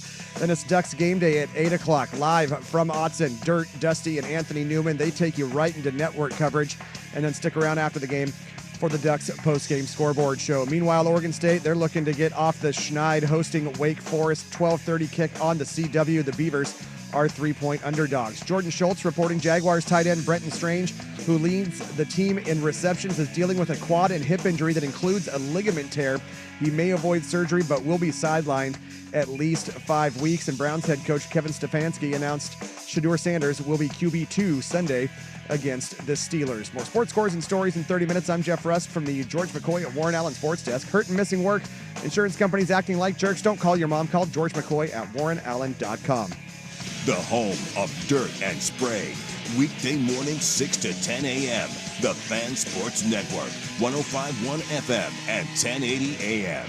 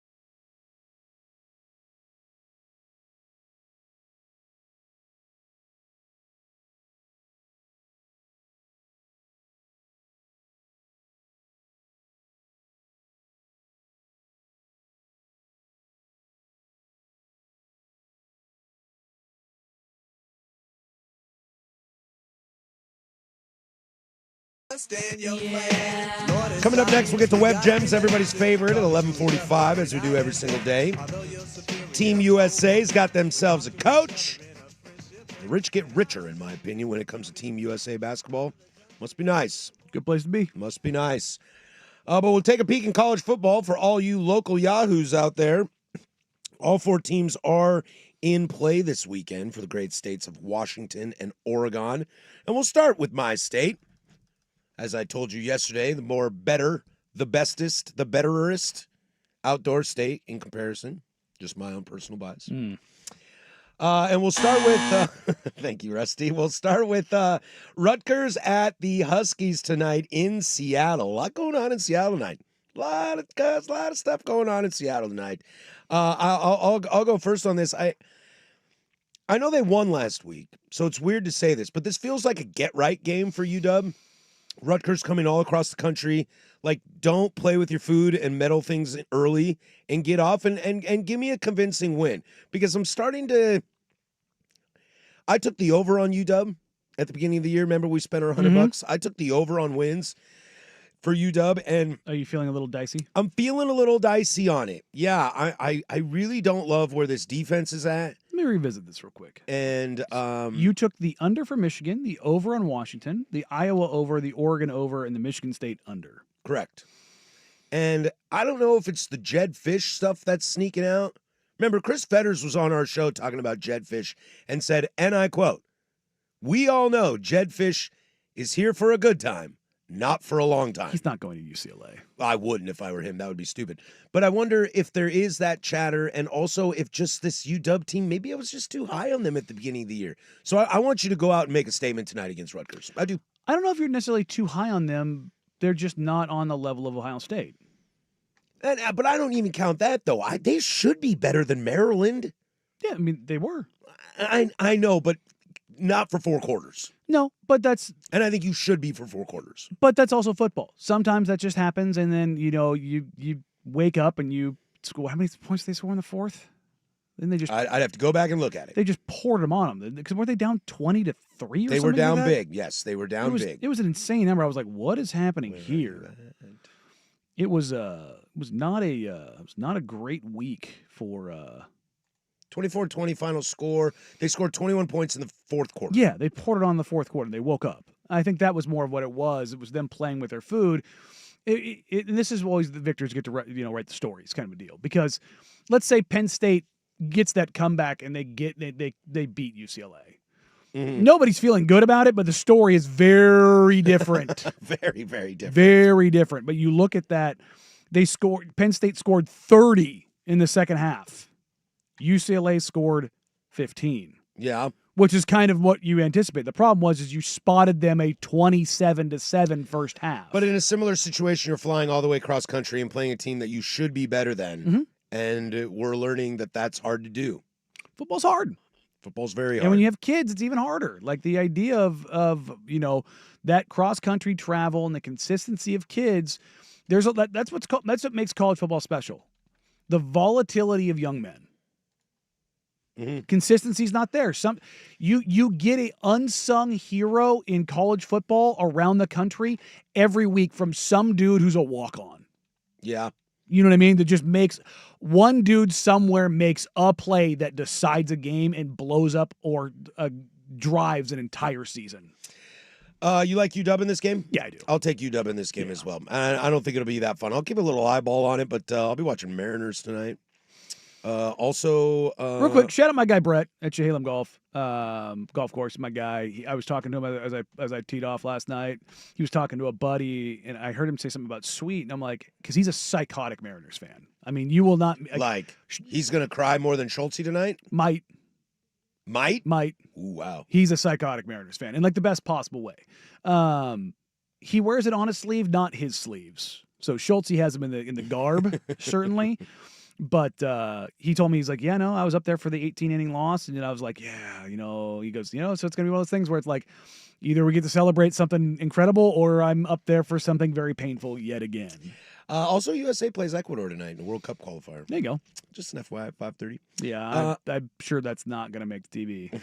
It might make mine. I'm quad box guy now, man. I will be watching some scores on my laptop because You have a game to cover tonight, preseason basketball. I Which- will be in the building for the first time this season. which we will get to at the big nooner. Okay, we'll make this real quick. Washington State on the road in Oxford, Mississippi. You know, I would have really loved this game in the Mike Leach era. I really would have. It would have been a ton of fun and get up for that and be very excited. And I still am very excited that Wazoo will have some exposure against the number 4 team in the nation. they'll be exposed. I just don't know if it's the right kind of exposure. I would take Ole Miss to cover the 31.5 point You're spread. getting pantsed on a national scale. And I pray to God that everybody I've heard at this station say maybe Ole Miss doesn't care enough so they won't run up the score. If we lose by 27, I'm going to be a happy guy on Saturday. I'm going to be a very happy You guy on won't, though, Saturday. because you picked Ole Miss to cover. Yeah, but that might not be my bad pick. See, you guys, the listeners out there, got to choose which one is my bad pick. Let's see if we have an update on this. I will also watch North Texas tonight. I got North Texas. They're my group of 5 team, dude. They're going to the playoff. Not just because they beat the Cougs by 50 plus, but because I think they're the best G5 team. Ole Miss is winning the poll for you. Oh, no. No. Okay, well, that's like a win-win. That's kind of a win-win if Cougs cover. If Cougs cover, you get to win, but you don't get to Well, win. yes, and I'm terrified of you. I will say mine is dead even between the Indiana pick and the Alabama pick. Come on, Ducks fans, let's go. Come on, get in on this. Yeah, you Get want in on that this. so bad. You got Wazoo covering. Do you think this is a play with your food? Ole Miss doesn't care and wins by 25? I 31 zip, 31-3. My heart says Lane goes, I feel bad for these guys, and calls it off. But also, I think Lane looks at, we're number 4 in the country. Pour this on. I also am terrified that Lane looks at us and goes, the last time I saw that helmet, I was fired. Yeah. We did leave him on the tarmac. Also, Left him on the tarmac in L.A. That's hard to do. This is something to consider.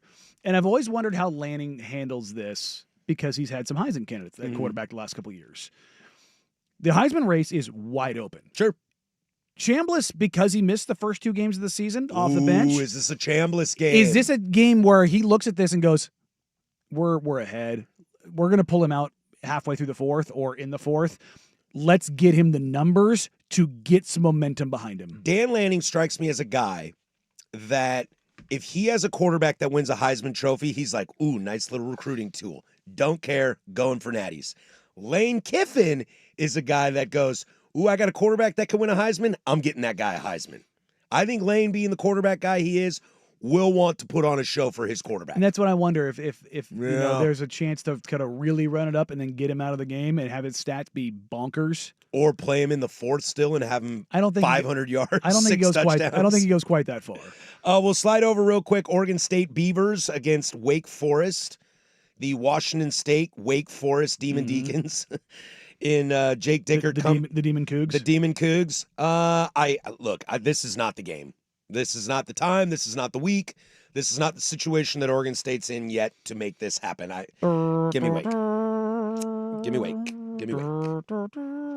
And then finally, we'll slide over to the game. The big one that you can hear right here on the Fan, 105.1 the Fan Sports Network, home of the Ducks, and that is the Indiana Hoosiers coming to town in a top 10 matchup.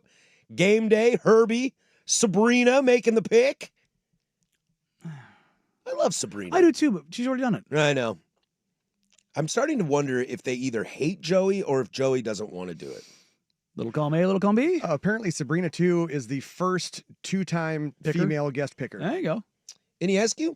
Mhm. That's great. Oh, Sabrina's red. Great shoes. Carpenter's supposed to be there too. No, not Carpenter. Indiana Fever basketball player. Caitlin? Clark. No, the other one. Sophie? Sophie Cunningham. Cunningham, Thank there you. we go. I was like, I'm a C, but why am I getting this wrong? Sophie's in Eugene for game day. Did she go to Indiana? No, but I think she a is Nike athlete? doing something with McAfee. Makes sense. I think is what I saw well, rumored on the McAfee's on in the air. Indianapolis, so it makes sense. Totally. Yeah. So that'll be that. The spread right now, according to ESPN, is what we're looking at is 7.5. Mhm. I like Oregon big in this game. I have fallen into this. I love Dante Moore. I think this defense is absolutely nasty. I think they will shut down the run and force Mendoza to pass a lot, and not at a fault of Mendoza. I think the DBs are going to have a big day, and I think Moore throws 3 tutties at least, no interceptions. Give me the Ducks covering the spread. It could certainly go that way. The only reason I'm taking Indiana not taking Indiana to win. The only reason I'm taking Indiana to cover is I want to see what Indiana is, and I have no idea. This is a blind. It's a super fair point. It's a blind faith. Signetti, here's your third chance against a top 5 team. Future coach of USC, Kurt Signetti. Yeah, well, we'll see. But yeah, I look at that and I go, okay, I'm picking Oregon to win. Like if you're not even gun to my head, I'm picking Oregon to win. But the 25% chance that Indiana's offense does have real juice, let's see. Now, that percentage probably gets smaller if the weather keeps trending towards the way that it looks like it might be trending. It's going to rain at Autzen. Yeah. And that's always interesting. And then I've always been told that it never rains at Autzen Stadium. Yeah. This will be the first time ever Yeah. will be tomorrow. And that trend definitely makes me go, I can't wait. that favors ugly game and that favors Oregon. I can't wait to turn on the TV and at 12:25 the clouds just part and it's just bright sunshine for 3.5 hours. And then right as Dan Lanning's running across the field to shake hands with Signetti, no matter what happens in the downpour. game, it starts raining. That'd be amazing. It's fun. All right, good luck to everybody out there, you local kids, in your games this week. Have fun. All right, that's how I'm looking at it. I'm just going to try to go out there and have a great time, and I hope everybody's nice to each other and just treats each other with respect. It just means more here. Just want to make a cake and make everybody happy. All right, when we come back, we'll get over to Web Gems. Team USA's got a new basketball coach. The rich get richer. 105.1 The Fan.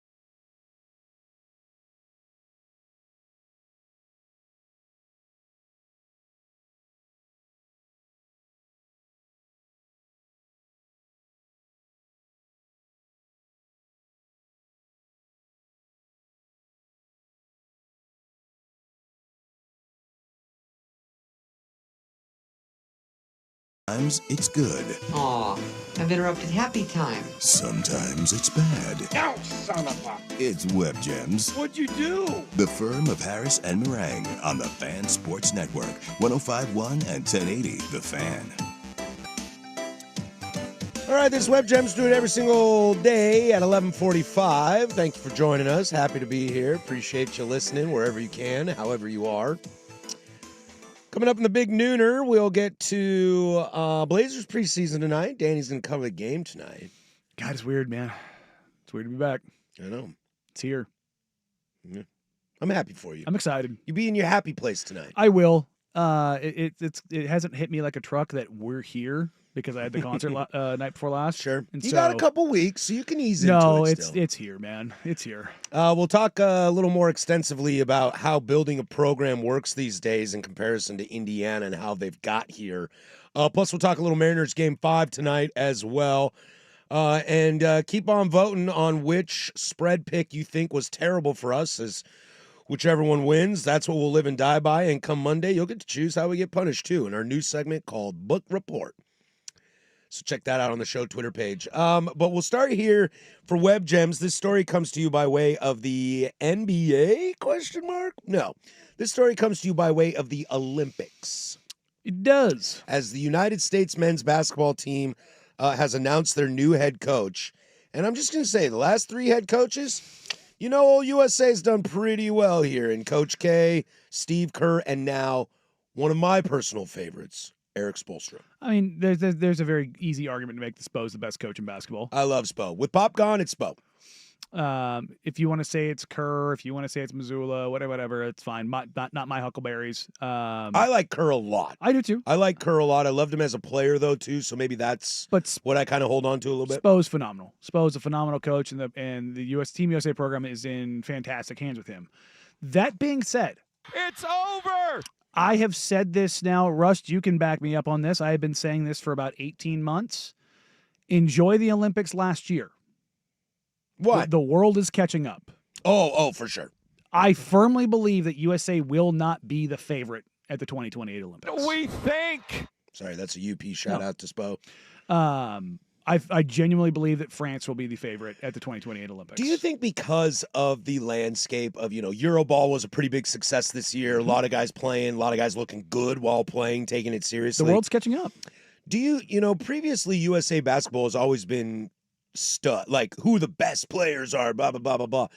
I wonder if Spo takes a different approach than Steve Kerr. Steve Kerr, one of his best qualities is taking the best and making them play together. Mm-hmm. It's the Phil Jackson thing. Yeah, I mean, he's the been really team good that we at that. just sent, yeah, you had Hallie and you had Tatum and you had, the other guys and Ant Edwards. Remember Ant Edwards saying, "This is my team," and everybody just kind of like, nah, dog. I need you to sit down and shut up, youngin. And then Steph and KD went out, and Steph and KD. I mean, KD's quote that doc could show me no other clip from that Olympics run and just give me the quote from KD. Because they had Evan Fournier talking about how we've been playing together for a decade and we have brotherhood and camaraderie and all this. And it just flashes to KD and he says, "Cool, bro. What are you going to do when Steph Curry gets going?" And then what happens? Steph Curry got going. He hit an entire nation on their home field with a night-night. It's maybe the greatest celebration in the history of sports. I mean, is that moment. I mean, that night is like Sharpie on a football level from T.O. style. I mean, that was you nighted a nation on their home turf. Man, how are you gonna get fired on your day off? I mean, France had that thing wrapped up. Totally. And then Steph just decided, nah, dog. No, not today. So I wonder, because Kerr is so good at that, at gelling and getting these guys to play together with rhythm and finding that. I wonder if Spo will take the same approach or if he'll look at it differently and say the roster construction is going to be very interesting. I think it's going to be fascinating. And the Team USA model going forward. Do we keep doing this thing with like all the FIBA competitions where instead of bringing in the stars because you don't want to wear them out because they have the season, all that kind of stuff, they don't want to waste their summers, they want to rest, all those kind of things. Do they continue to use that as the proving ground for like the select team? That's what I wonder, yeah. Or do you require more buy-in? from the best players, and the best players do play in those tournaments. Well- Or do they become kind of like a quasi training ground, or how? It's a very interesting spot for where international basketball is going to be going forward because of the games played, because of the travel, and because of the rest of the world kind of catching up. Or is this USA is still invincible? And yes, like some nations are going to have their golden eras. Like Spain had their golden era. Sure. That's not they don't have that anymore. 10, 12, 14. We are now in France's, like, we are entering their golden era. Mm-hmm. Like, it's not just Wemby, it's Koulibaly, it's Sarr, it's Riza Shea. Like, You get old man Batum on there, Like, being a veteran. well, I mean, he's But you know what I mean. But for the most part, like, their stars now are the guys that are coming in the league. Like, France has had number 1 overall picks, number 2 overall picks the last couple of years. They've had a lot of lottery picks that are coming out of there, and you're just starting to go, oh boy, is this France's turn at their golden era, or is there another nation that's catching up? Because you have Slovenia and you have with Luka, and you have Serbia with Jokic, but the rest of their teams are not quite there. You know what I mean? Like, they're good because those guys are probably the 2 best players on the planet. And when you've got that, you've got a fighting chance. But when you have whole teams, I'm very interested to see how Team USA kind of looks at that holistically going forward with Spo, because the teams that he has built post LeBron have been more about the sum of their parts than the highest level talent. And that's exactly what I'm talking about. I want to know if he looks around and he sees his options at the 2, his options at the 3 are lethal off the ball scoring guys, or on the ball scoring guys. If he decides my starting point guard, I'm going more Kid Stockton style than Steph style. Well, I mean, of finding a manager to, depending, again, I haven't looked at the rosters. I'm not quite sure who it'll be. But if he looks and says, okay, I am so deep at the 2, I am so deep at the 3 in terms of scoring, who's going to run my offense? Maybe I will just have somebody run the offense, like a Drew Holiday, who's not a huge scorer. Have him run the offense and let, whoever it be, Ant or Hallie or, whoever's playing on the wings shine. I wonder if he'll take that approach, or if he'll just grab the best guys possible. Because if you're taking a look at 2028, you're looking at probably somebody like Tyrese Halliburton. You're looking at Ant Edwards. Those are probably going to be the 2 guys that I think are going to be torchbearers as long as Hallie comes back healthy. But then you start getting into the wings. Tatum would be getting older, but he'll probably be the preeminent kind of wing for Team USA as long as his Achilles is fine as well. But then you're going to have year 4 Cooper Flagg. Yeah. Like, do you lean into that? And he becomes kind of one of those guys, one of them one type guys. Oh, I think Cooper makes the team. I mean, he's already... barring, if he's already practicing before he was even at Duke, he's making the team. I mean, barring, injury, or he steps in the league and we were just all wrong, which can happen, It would be guess, one of the biggest disappointments I've ever seen. in the history of sports, not just basketball. Here's one. This will transition us to the Blazers. Sure. I firmly believe that Donovan Clingan has a very good chance of making the roster in 2028. And that's what I wonder, how deep are the big men? Does his progression grow from Donovan Clingan in 4 years? Something you have to have 3 years? in FIBA basketball is just a absolute behemoth in the middle. You can't, yes, you've got Chet Holmgren. Yes, you've got Evan Mobley. And yes, you've got Jaren Jackson Jr. You have got to have just a tree trunk in the middle because of what the rules allow in FIBA basketball. And the only 2 Americans currently that are Walker Kessler in Utah and Donovan Clingan in Portland. Yeah. Those are the only 2 Americans that are just going to eat you up at the rim every single time. That's also another question that for Spo that I'm excited, because there's Mm-hmm. very few guys, and Spo might be the one I trust the most to make that decision outside of maybe Popovich. It's a great hire. It's really fun. So we'll keep you updated on that and have some fun with USA basketball, but we'll stick in the association as Blazer preseason game numero dos tonight in Portland. What to expect, and will Danny remember where everything is at the Motor Center? We'll get to that next. Loaded third hour. Stay with us. We're having fun. 105.1 The Fan.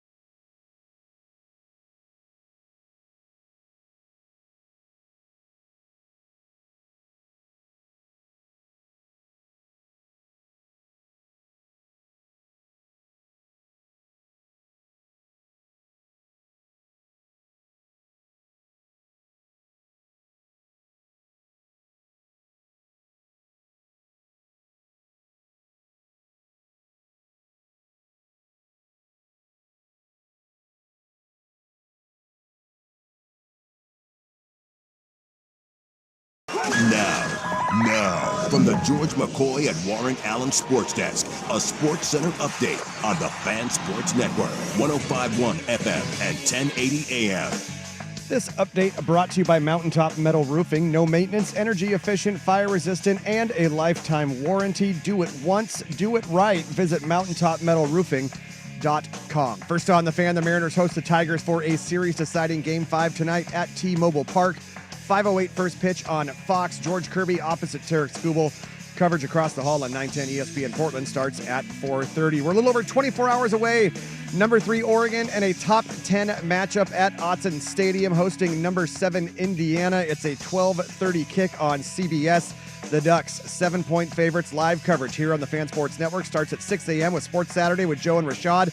Then at 8, Ducks Game Day live from Autzen Stadium with Dirt Dusty and Anthony Newman. They take you right into network coverage, and then stick around after the game for the Ducks post-game scoreboard show. Oregon State, they are looking to get their first win of the season, hosting Wake Forest tomorrow. That's a 12:30 kick on the CW. The Beavs are 3-point dogs. Over in the NFL, the Buccaneers have ruled out wide receivers Chris Godwin and Mike Evans and running back Bucky Irving for Sunday's game against the 49ers. Browns head coach Kevin Stefanski announced today Shedeur Sanders will be QB2 Sunday against the Steelers. And Jordan Schultz reporting Jaguars tight end Brenton Strange, who leads the team in receptions, dealing with a quad and hip injury that includes a ligament tear. He may avoid surgery, but will be sidelined at least 5 weeks. More sports scores and stories in 30 minutes. I'm Jeff Rust from the George McCoy at Warren Allen Sports Desk. Hurt and missing work, insurance companies acting like jerks. Don't call your mom. Call George McCoy at warrenallen.com. The home of Ducks Game Day. Before and after every Ducks football game this season. The Fan Sports Network, 105.1 FM and 1080 AM.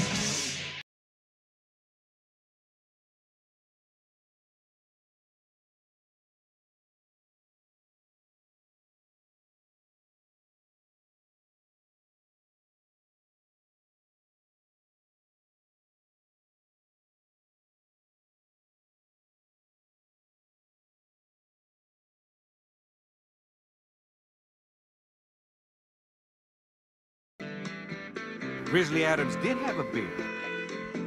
2 down, 1 to go here. Firm of Harris and Meringue. A lot to get to this hour. After us, you can catch Ducks Insider. Last one before the big game this weekend with Joey Mack from 1 to 2. Happy hour with Luke Anderson from 2 to 3. And then primetime from 3 to 7 to take you all the way home. Finishing up 14 hours of live, local, continuous, regional sports talk radio. Russ, you going to take it all the way home today? Absolutely not. You can take it all the way to 7 p.m. tonight? I figure half of those 14 hours is probably good enough, coward. I figured. It's actually more because I know what time you got to get here. I know what time Swag gets here. I rolled up at 5. I know what time you got here. So we'll get Rusty out of here as soon as possible. You'll have Schultze on for primetime and the happy hour. So Mariners game 5 tonight. Schultze live on the air. Live Meltdown. All right. Yeah, you better have that YouTube cam on. He needs his own special YouTube feed just for today. Just leave the camera on. No, like a different feed, the simulcast. We need the Schultze only simulcast. Yeah, the Manning cast. Yeah, the Manning cast. It'll be since Joe and I, we used to have him as a producer. It'll be Joe and I doing commentary on Schultze producing. Yeah, the all 22. The eye in the sky is watching us all. Blazers preseason tonight in town. A Blazer game here in Portland. Hey. Do you remember where to park, Danny? I do. That's because I have my own parking spot. Well, I know, but do you remember where it is? Yeah, so I had the Sleep Token concert on Wednesday, and I was like, oh, crap, I'm so used to having a parking spot that I didn't. Oh, you can't use that for concerts? Because I was about to ask for your pass. No, I can't.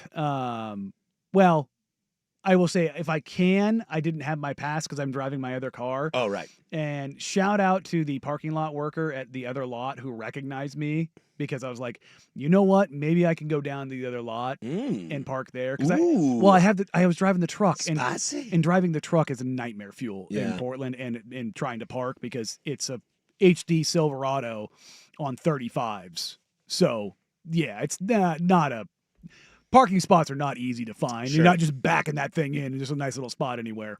But yeah, no, it was actually nice being back in Moda. It was the first time I'd been back since the end of the season. No, that's not true. I was there for the video boards, but like walking around and like all right, this feels normal. It was weird going in through the regular doors. I haven't done that in God knows how long.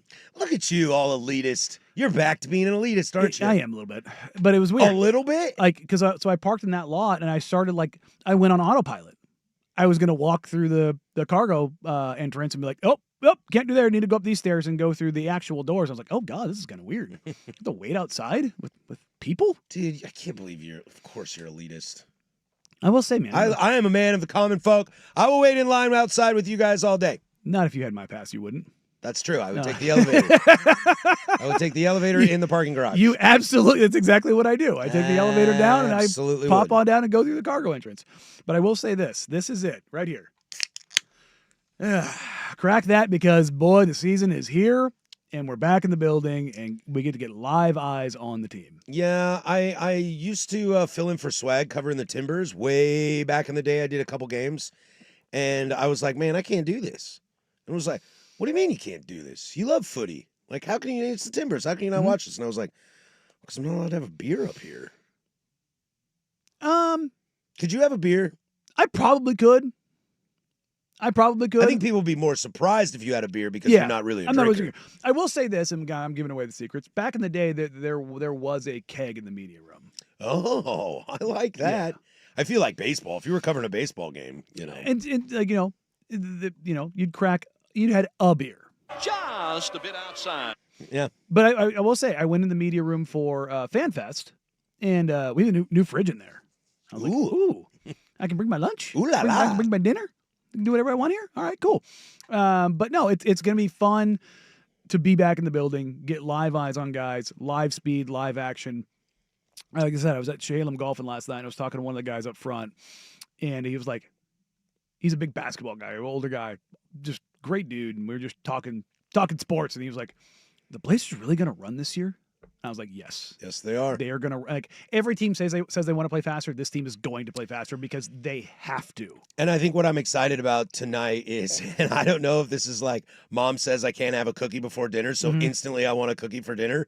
When Chauncey says don't pay attention to the starting lineup, now I'm just like, what's the starting lineup going to be? What's it going to be? What's it going to be? Well, that's the question tonight. Well, because he says don't pay attention to it, like don't put too much stock into trying it. Stuff. But I do want to know what you're trying. Yeah. I do want to know. So I won't say, the only stock I won't put into it is that the game one starting lineup for preseason will be the opening night starting lineup. But I am taking stock in what your combinations look like. If Denny is not starting, I would be floored. Well, I don't think so. Because again, like I said on Wednesday when we talked, or yesterday when we talked to Blazers, I think Denny didn't start just because of Euro.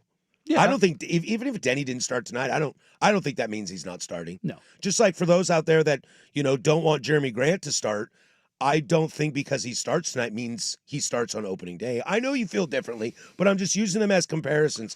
That's the stock I'm not taking in on starting lineups. But I do want to see what combinations Chauncey is looking at.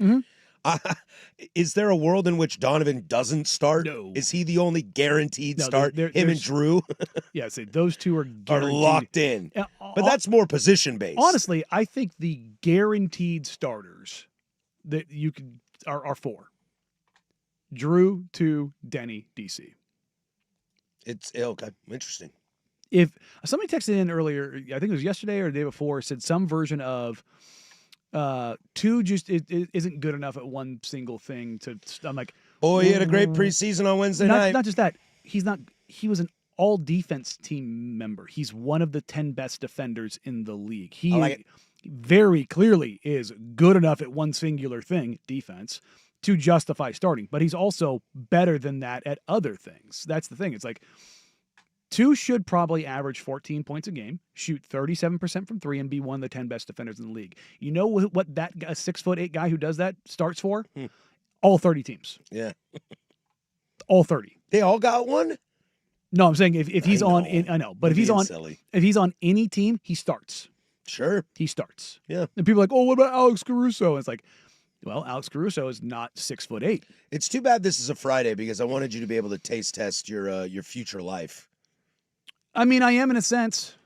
Yeah, you'll know what time you get home. Yeah, so I'm gonna try it tonight because we were off air at 1 in the past. I was off air at 3, and I would just drive over to Moda. But I'm gonna drive as soon as I get out of here. But you don't do the show tonight. No, I don't do TV tonight. Right. Yeah, so I won't get that. But I know what time I'm gonna get home. So That's going to be there. But I'm going to drive home to Newburgh, go take the pups for a little walk, make sure that they get some exercise, and then take care of whatever I need to take care of, change, then drive back. Yeah. Boy, let me tell you right now, having the Silverado and not my car where I get 10 miles a gallon, it is not fun. I'm going to text you at 7:50 in the morning tomorrow. Why? Just to see how you're feeling. Well, Because that's when you would normally leave the house. Yeah, I know, but it's Saturday morning. Well, I'm still going to say what's up. That phone's not getting looked at. Nah, you're lucky. There's no footy tomorrow, so I'm not getting up early. There you tomorrow. go. But there's a lot I'm excited to see tonight. I want to see Hansen live speed with eyeballs, not on TV. Not on TV. I like that. How does he react? There's so many things on TV I want to hear.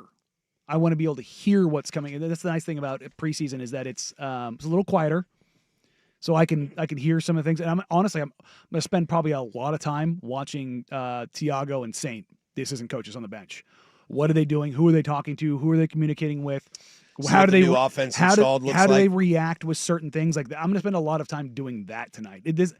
The live basketball watch is going to be more limited tonight. I want to see the more periphery stuff. Cool. That's the beauty of being in the How building. the sausage is made. Yes, because that informs stuff going forward. You can't always count on much, but you can't always count on Sundays with the NFL on CBS and Paramount Plus. Stream your local NFL game live every Sunday all season long, starting at just $30 for your first year. That's like $250 a month. Visit ParamountPlus.com/NFL to get started today. When we come back, I want to slide back into college football and a little bit of related story to what's going down in Autzen this weekend as Indiana comes to town in a top 10 matchup.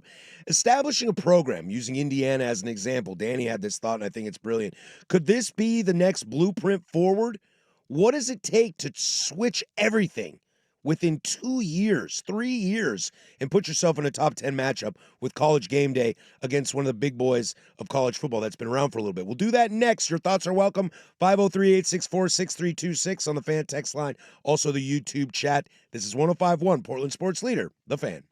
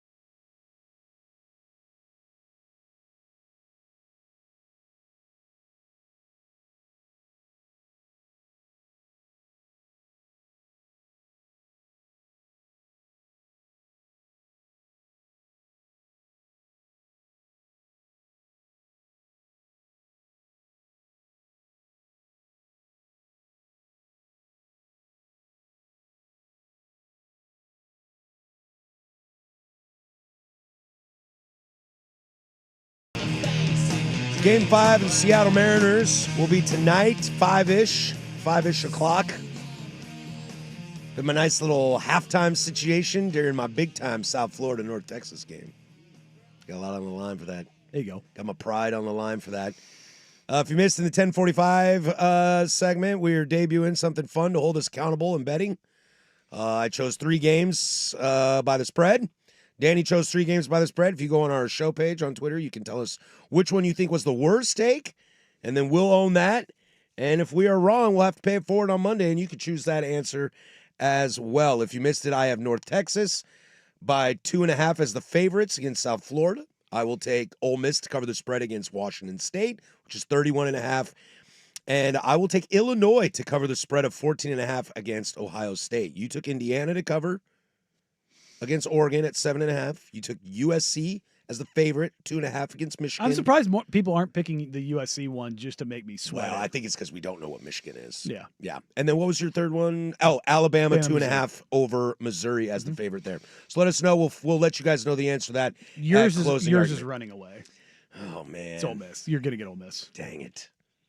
Mine's still tight. I thought you guys liked me. Mine's still tight. I thought you guys liked me. 503-864-6326 or the YouTube chat. Danny, you had this thought the other day, and I think it's fascinating because as college football grows and kind of starts to find its new path in the new ways of sports today, you are able to see superstars become alive faster. Look, if Mendoza was still at Cal, would we be talking about Mendoza? No. You think the kid starts over him this year if Mendoza is still at Cal?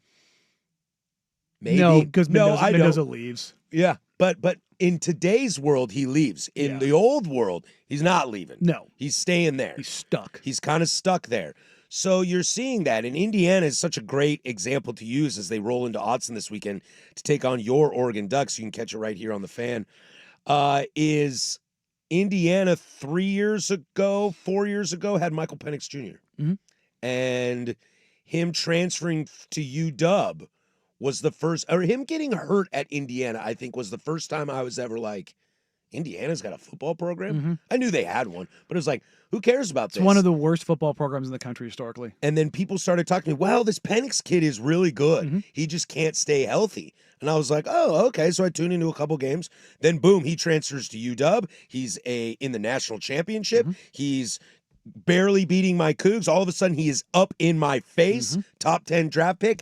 And I can argue that maybe that did more for Indiana's perception nationwide than it did for UW, because now you live in transfer world and you can say, wait, Indiana got Michael Penix Jr.? I mean, before that, the Antoine Randall. Totally. That's it. That's the only thing you think about when you think about Indiana football. And the reason this has been on my brain, obviously, for a local tie-in is Oregon State.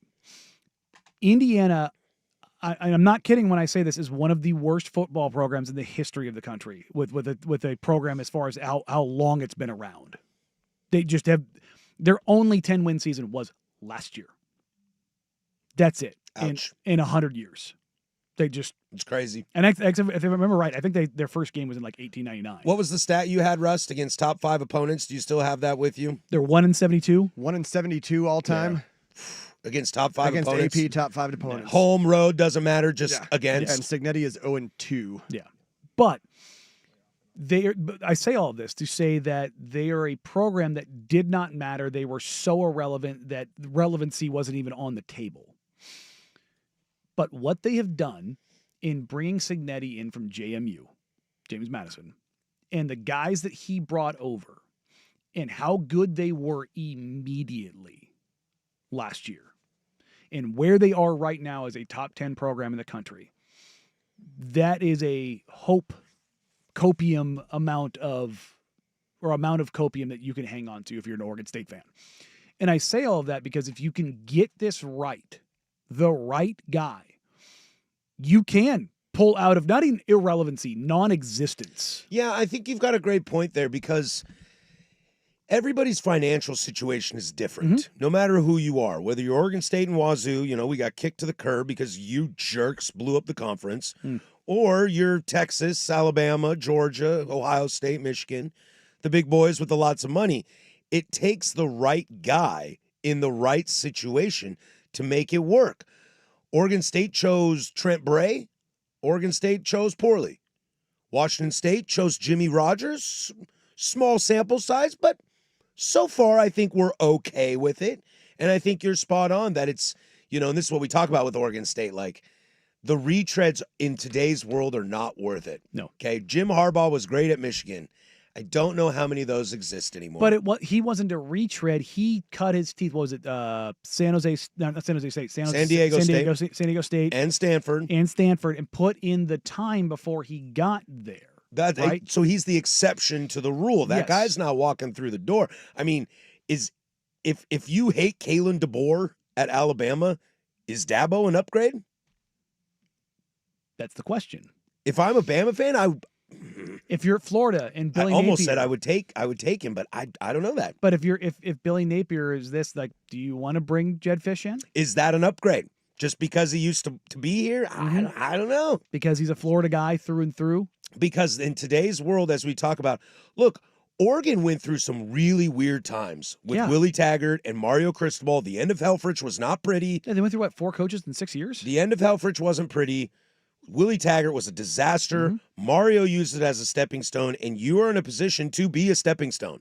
If Dan Lanning doesn't come in and kind of give Oregon the juice that it got, I know the first season wasn't pretty on paper, but give it the juice it's got. Is Oregon in the Big Ten? And here's the thing. I don't know that answer.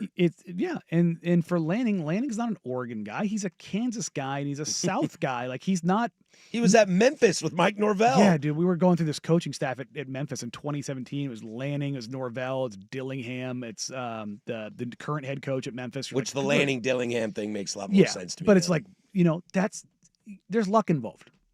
But this whole idea, like, and this is, I've seen a few Oregon State fans like, just get rid of the football program. You're not there yet. You're not there yet. Kent State's got a program. You can survive. Not just survive, you can flourish, because Indiana, it was in and everybody's like, well, they're in the Big Ten. It's like, sure, but all it took was hitting on Cignetti.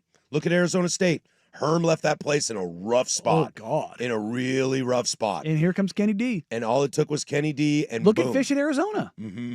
Like, you can save this.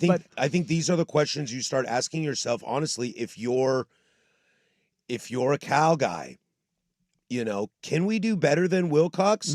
Maybe not on paper, but maybe there's a guy out there that does Cal better than Wilcox, because I've seen this Wilcox thing for a while, and I like Wilcox, and Cal was my sleeper team before they stopped being my sleeper team this year, and I still get kind of excited watching their games because they still play a lot of like Pac-12 after dark type stuff, but maybe there is a better one out there.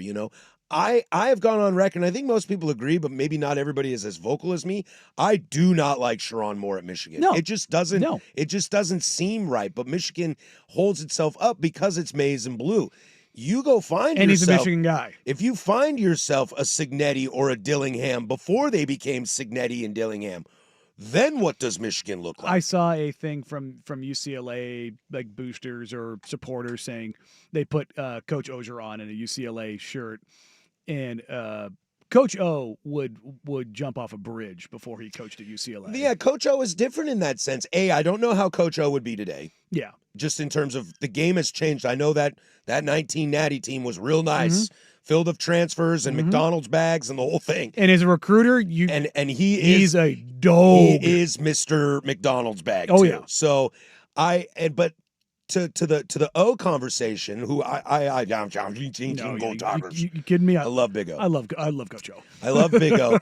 He has only It's like the Bayou Boomhauer. Yeah, right. And he's not even from the Bayou. He gets into LSU and inherits a pretty great program. Cignetti goes into Indiana and builds a program. I don't know if O's building a program. And you could argue where Lanning picked up Oregon, he kind of had to rebuild that. Because like I said, and I firmly believe this, if Lanning's not there, do they go to the Big Ten? I don't know that answer. And the answer might be no. Because you are an established brand, and UW is almost an established brand, and you're getting a half share. If if things they're not- aren't if they're not if trending things up. aren't trending up, Yeah. the Pac-10 stays around, and it's just USC and UCLA that's gone, Mm-hmm. which I personally would have preferred it that way. But we all know that everybody benefited except for the two schools that got Yeah. left behind. It's an interesting way on how to build a program, and I think we'll see more of that this season and next season because the Sarks of the world at Texas, it doesn't always work. And not only that, it's not, Dabo at Clemson doesn't always work. it's not just the teams that kind of come out of nowhere. It's the teams that have kind of fallen on hard times. And the level of it just shows you if you want to be relevant, you can. You can. And not even just relevant. If you want to be really good. Now, if you want to be great, that's another level.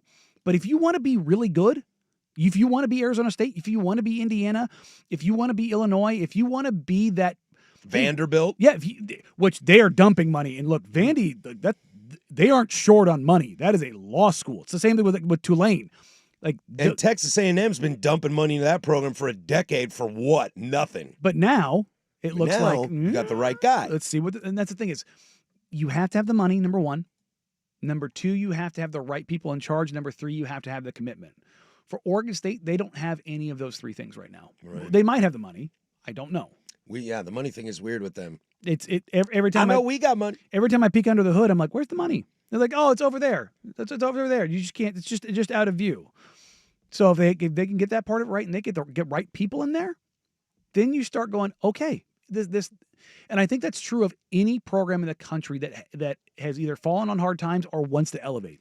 How much do you want it? How much do you care? And how much of it can you get right in the hiring process? Because we're seeing a 62 or 64-year-old Kurt Signetti, who's not one of the young guys. Nope. Who came from James Madison, who brought his guys over and basically did the Dion, but actually did it.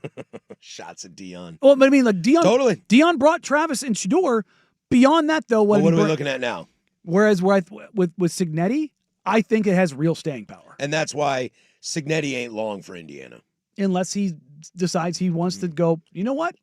I like it here. Maybe so. Lanning's got new quotes out that, the grass is very green here in Oregon. It's weird. All the coaches that are saying that, it's like, contract extension, possibly. But I was What an opportunity. But I was teasing you earlier, but, if this thing doesn't go well for Lincoln and he eventually gets turfed, whether it's this year or next year, Signetti would be a great hire. Wouldn't be against it. Yeah, he'd be a great hire. All right, we come back. Game 5 of the ALDS tonight. Mariners buddy. up against it. Curb Scoobs. Fourth time's the charm. I was going to say something, and then this ghost rushed through my body and give me all the heebie-jeebies. We'll get to that next, but first, Kahuna with sports. I hear they got some tasty burgers. Now, from the George McCoy and Warren Allen Sports Desk, a Sports Center update on the Fan Sports Network, 105.1 FM and 1080 AM.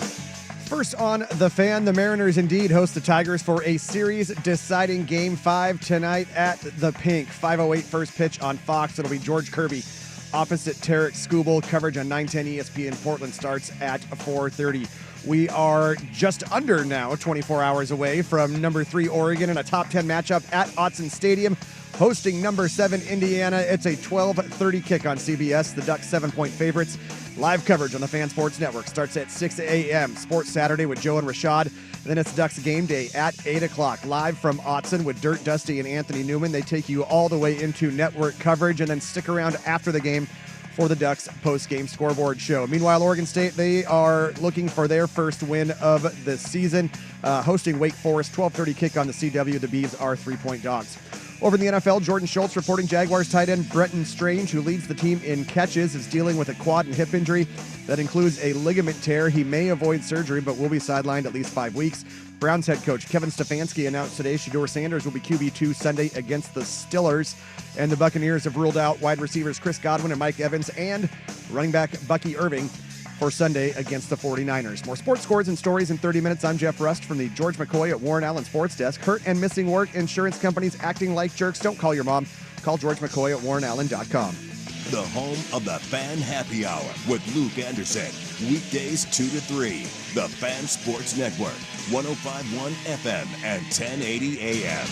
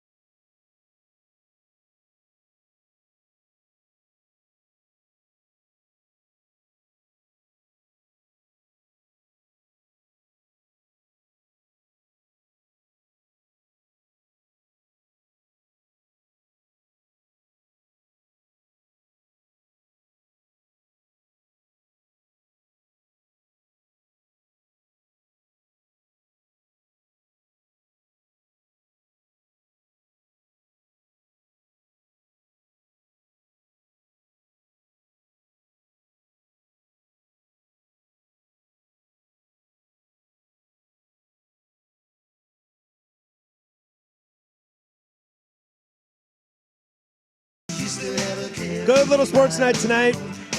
We're watching North Texas take on University of South Florida. The Huskies are on the tube. USA soccer against Ecuador in World Cup qualifying. And the big one tonight would be your Seattle Mariners taking on the Detroit Tigers in a winner-take-all American League Division Series. Winner goes to Toronto. Game 1 will be on Sunday. I said this going into Game 4. You just don't want to be in elimination games. Anything can happen. Anything can happen. Because lots of times what happens is you think you're throwing your stud out there and then you get lit. But the last few times the Tigers have thrown their stud out there, I wouldn't say he's gotten lit, but you've lost the ball game. Is this the night that Skubal comes out and absolutely dominates again? Can you scrape across 2 runs? Go ask my Cleveland Guardians what that's like. It ain't always the easiest. Now, this Mariner team has a lot of great offense, and Josh Naylor's been awesome. Julio and Cal. It's just all bets are off. I have no idea what to expect. I'm going to sit down, buckle up my seatbelt, and I'm going to go. Again, we shout out my guy Brett at Salem Glen because we were talking about this, and I go, you know what Skubal has done in the postseason, right? And he was not they've gotten him 3 times. He did not. He was like, no, I know, and he landed on. Can the Mariners win 1-0? Can they just scratch 1, or can it be a 2-1 game? You want me to answer that question? Yes. Hell yeah. The answer is without a doubt. Because unequivocal. That to me, that's how they have to win this game. They have the best bullpen in baseball. Definitely the best bullpen left. Even if you think somebody might have a better bullpen. Cleveland's got a nice one. They have the best bullpen left in the playoffs. It's not close to me. However, those questions of what bit you in Game 4 of running those same guys out there every single time in that same order, eventually you start seeing tendencies. Eventually you start picking up on mannerisms. I'm not saying those pitchers are getting lazy by any means, but maybe you start tipping a pitch a little bit. You get a little more predictable, a lot more data on that. And so I think a lot of this will boil down to, can Kirby hold it together? I think that's a big question. Can Kirby hold it together? And can Dan Wilson manage to the level of A.J. Hinch? Because right now, A.J. Hinch is out-managing him. I think Seattle is a better team right now. And I don't think Wilson's out here choking. He's not. No. He's not booning it. It's just Hinch is Hinch pushing the right buttons. Hinch is a World Series champ for a reason. I mean, I know trash cans were very helpful for him, and I will never let him live that down. No, and he took the fall for that, and he's the one who got all the punishment, but he wins. And he is a damn good manager. You said the other day, you were like, how does he have a sub 500? And I forgot those first 2 years because they were really bad. Because they had nobody. Dude, if you look at a lot of these guys on this team, They're all young as hell. And they're young, and they're not really starters on other teams. Find me another starter on Detroit offensively that starts for Seattle. Riley Green. Riley Green for sure starts in Seattle. You would say Torque. He would start in right over. You would say Torque, but I will take Josh Naylor. Yeah. Kerry Carpenter at DH because the Mariners have no sense of a DH but whatsoever. I mean, but Torque is above a replacement level player. Yes, Torkelson has been very good this year. He is the number 1 overall draft pick. Yeah. This Mariner team is better. Yes. But Detroit did have the best record in baseball for a reason. I fear for you Mariner fans. I'm on your team. The big question for me is George Kirby. I want the Mariners to win, but I just have this reeling suspicion that Skubal's going to go out there and just throw like 8 1/3 of just ungodly terroristic 8 1/3, 14 Ks, just shredding people. Yeah, there's only one guy in baseball that's better than him on the mound, and it's Skeens. That's it. DeGrom. That's it. I'm joking. But you know what I mean? Like, although I like Jacob DeGrom. No, but you know what I mean? Like, it's just hard for me to see Skubal. Now, he hasn't been in this moment before with all the pressure and all this stuff. And like, maybe Clayton Kershaw's his thing and just goes out there and gacks all over himself. But I have a unwavering belief in Skubal going into this game. Like, you're not handing Randy Johnson the ball with the D-backs, but I don't think you're that far off with the way he has pitched so far this postseason. No, you might be handing Andy Pettit the baseball. You know what I mean? Kurt Schilling the baseball. It's like he looked unhittable. Yeah, since we're here on baseball a little bit, a nice shout out to the Cubs and a great win last night. God, Chicago under the lights. That gets me going. We didn't. We I'd gave tell the kids to leave the room. we gave a little mention of it to it in Philadelphia, falling on their face. What a horrendous way to lose a series. It's rough. What a horrendous way. A throwing error on a chopper that you mishandle. They're replaying the game on the TV behind you. Oh God. And it's in the 7th right now, and it's 0-0, and I'm so glad this show's going to end before I have to see it again. But don't worry. Hold that thought. Yeah. The shout out the production team for ESPN, because immediately after the play, they panned to the Phillies dugout. And it's not disgust or I can't believe it's over. It's pure, utter carnage and shock. You know what it is? It's Thieneman picking Aller. Yeah. Wait, the game is over? Yep. It just game's over. Like that. Yep. On that play. That's the play? Nope. Right in the butt? Yeah. Yep. It was just it's over. Go home. Not only go home, but like go to Cancun. Yeah. You're done. And it was like, again, take your ass to Galveston, Texas, that dirty ass water. What a horrendous way to lose. Absolutely brutal. And that was my pick to go to the World Series, and it could all come crashing down tonight if Detroit wins. I mean, as Zach says, it's going to be the worst night for Mariners. Skubal 10Ks, Carpenter home run, and Tigers win easily. God. I mean, rest in peace, Jordan Schultz. Is that script really that hard to believe? No, it's not. It's not. Carpenter loves to feast on Kirby. Gun to your head, do you think Skubal throws a gem tonight? Yes. That's where I'm at. I do. Gun to my head, do the Seattle Mariners win? Yes. Oh. Give it to me. Just a late game scratch one across in just the ugliest fashion possible. It's going to be like Randy Arozarena. Gets playoff Arozarena. How cool? Might as well go win the whole thing. You're damn right. How cool would it be, though, if it's Julio? If it's Julio, welcome to the show, kid. You a bona fide superstar if it's Julio. Or Look, if it's Cal. M's fans, I want you to get this. I think this mountain is... Did you see that Mount Everest currently has 600 climbers No sympathy. stuck at the top of the mountain right now? Sympathy. Because that was your choice. Because of weather. Yeah. Yeah. Shocking. The worst weather on the planet, you got stuck in. No Congratulations. 600! Good God. It's your last chance to vote on the worst spread we're taking. It's a lot of dumb people. In our book report. You can find that on the X account or just listen back to the show. Let us know what you think. 503-864-6326 or the YouTube chat. Closing arguments is next. We'll call it a day. 105.1 The Fan.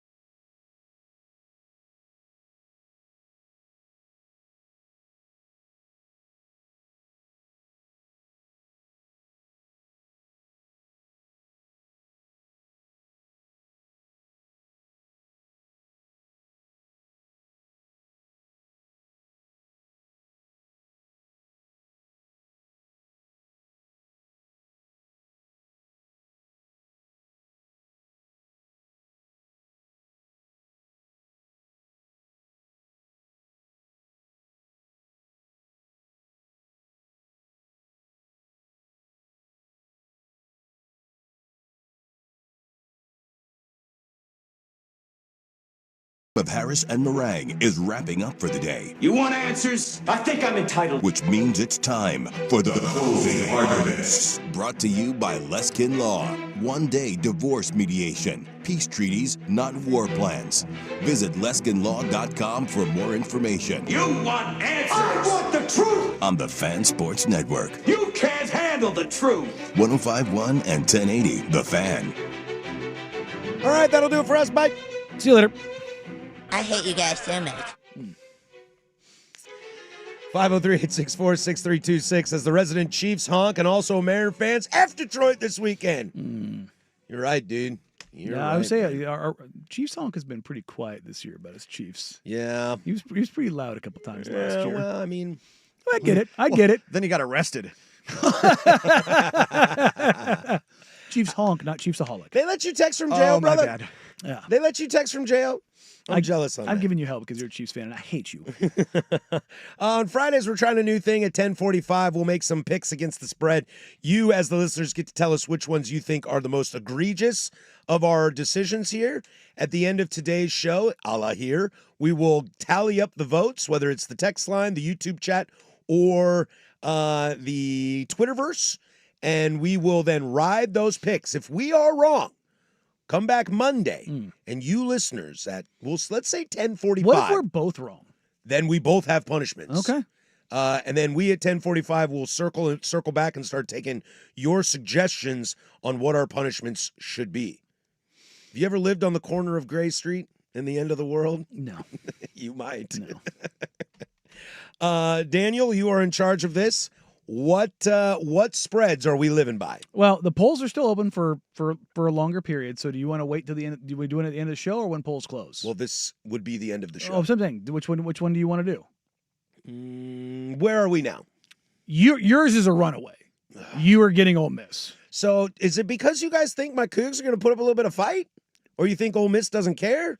Or are you just like being mean to me? I thought they hated you, Danny. I thought I was the good guy. Mine is a dead heat between Alabama and Indiana.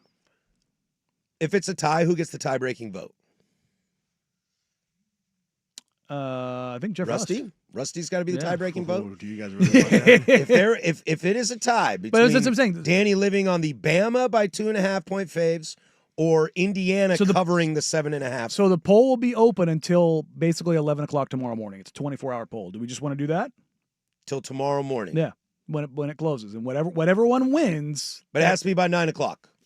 Well, I mean, the poll is still the poll. But my game starts at 9:45. But yours is we already know what yours is. But if Harris, Ole Miss doesn't cover the spread. Well, I mean, we already know what yours is. Like yours is at 60% and the other ones are at 20 and it's not even this is running away. Mine is literally dead even.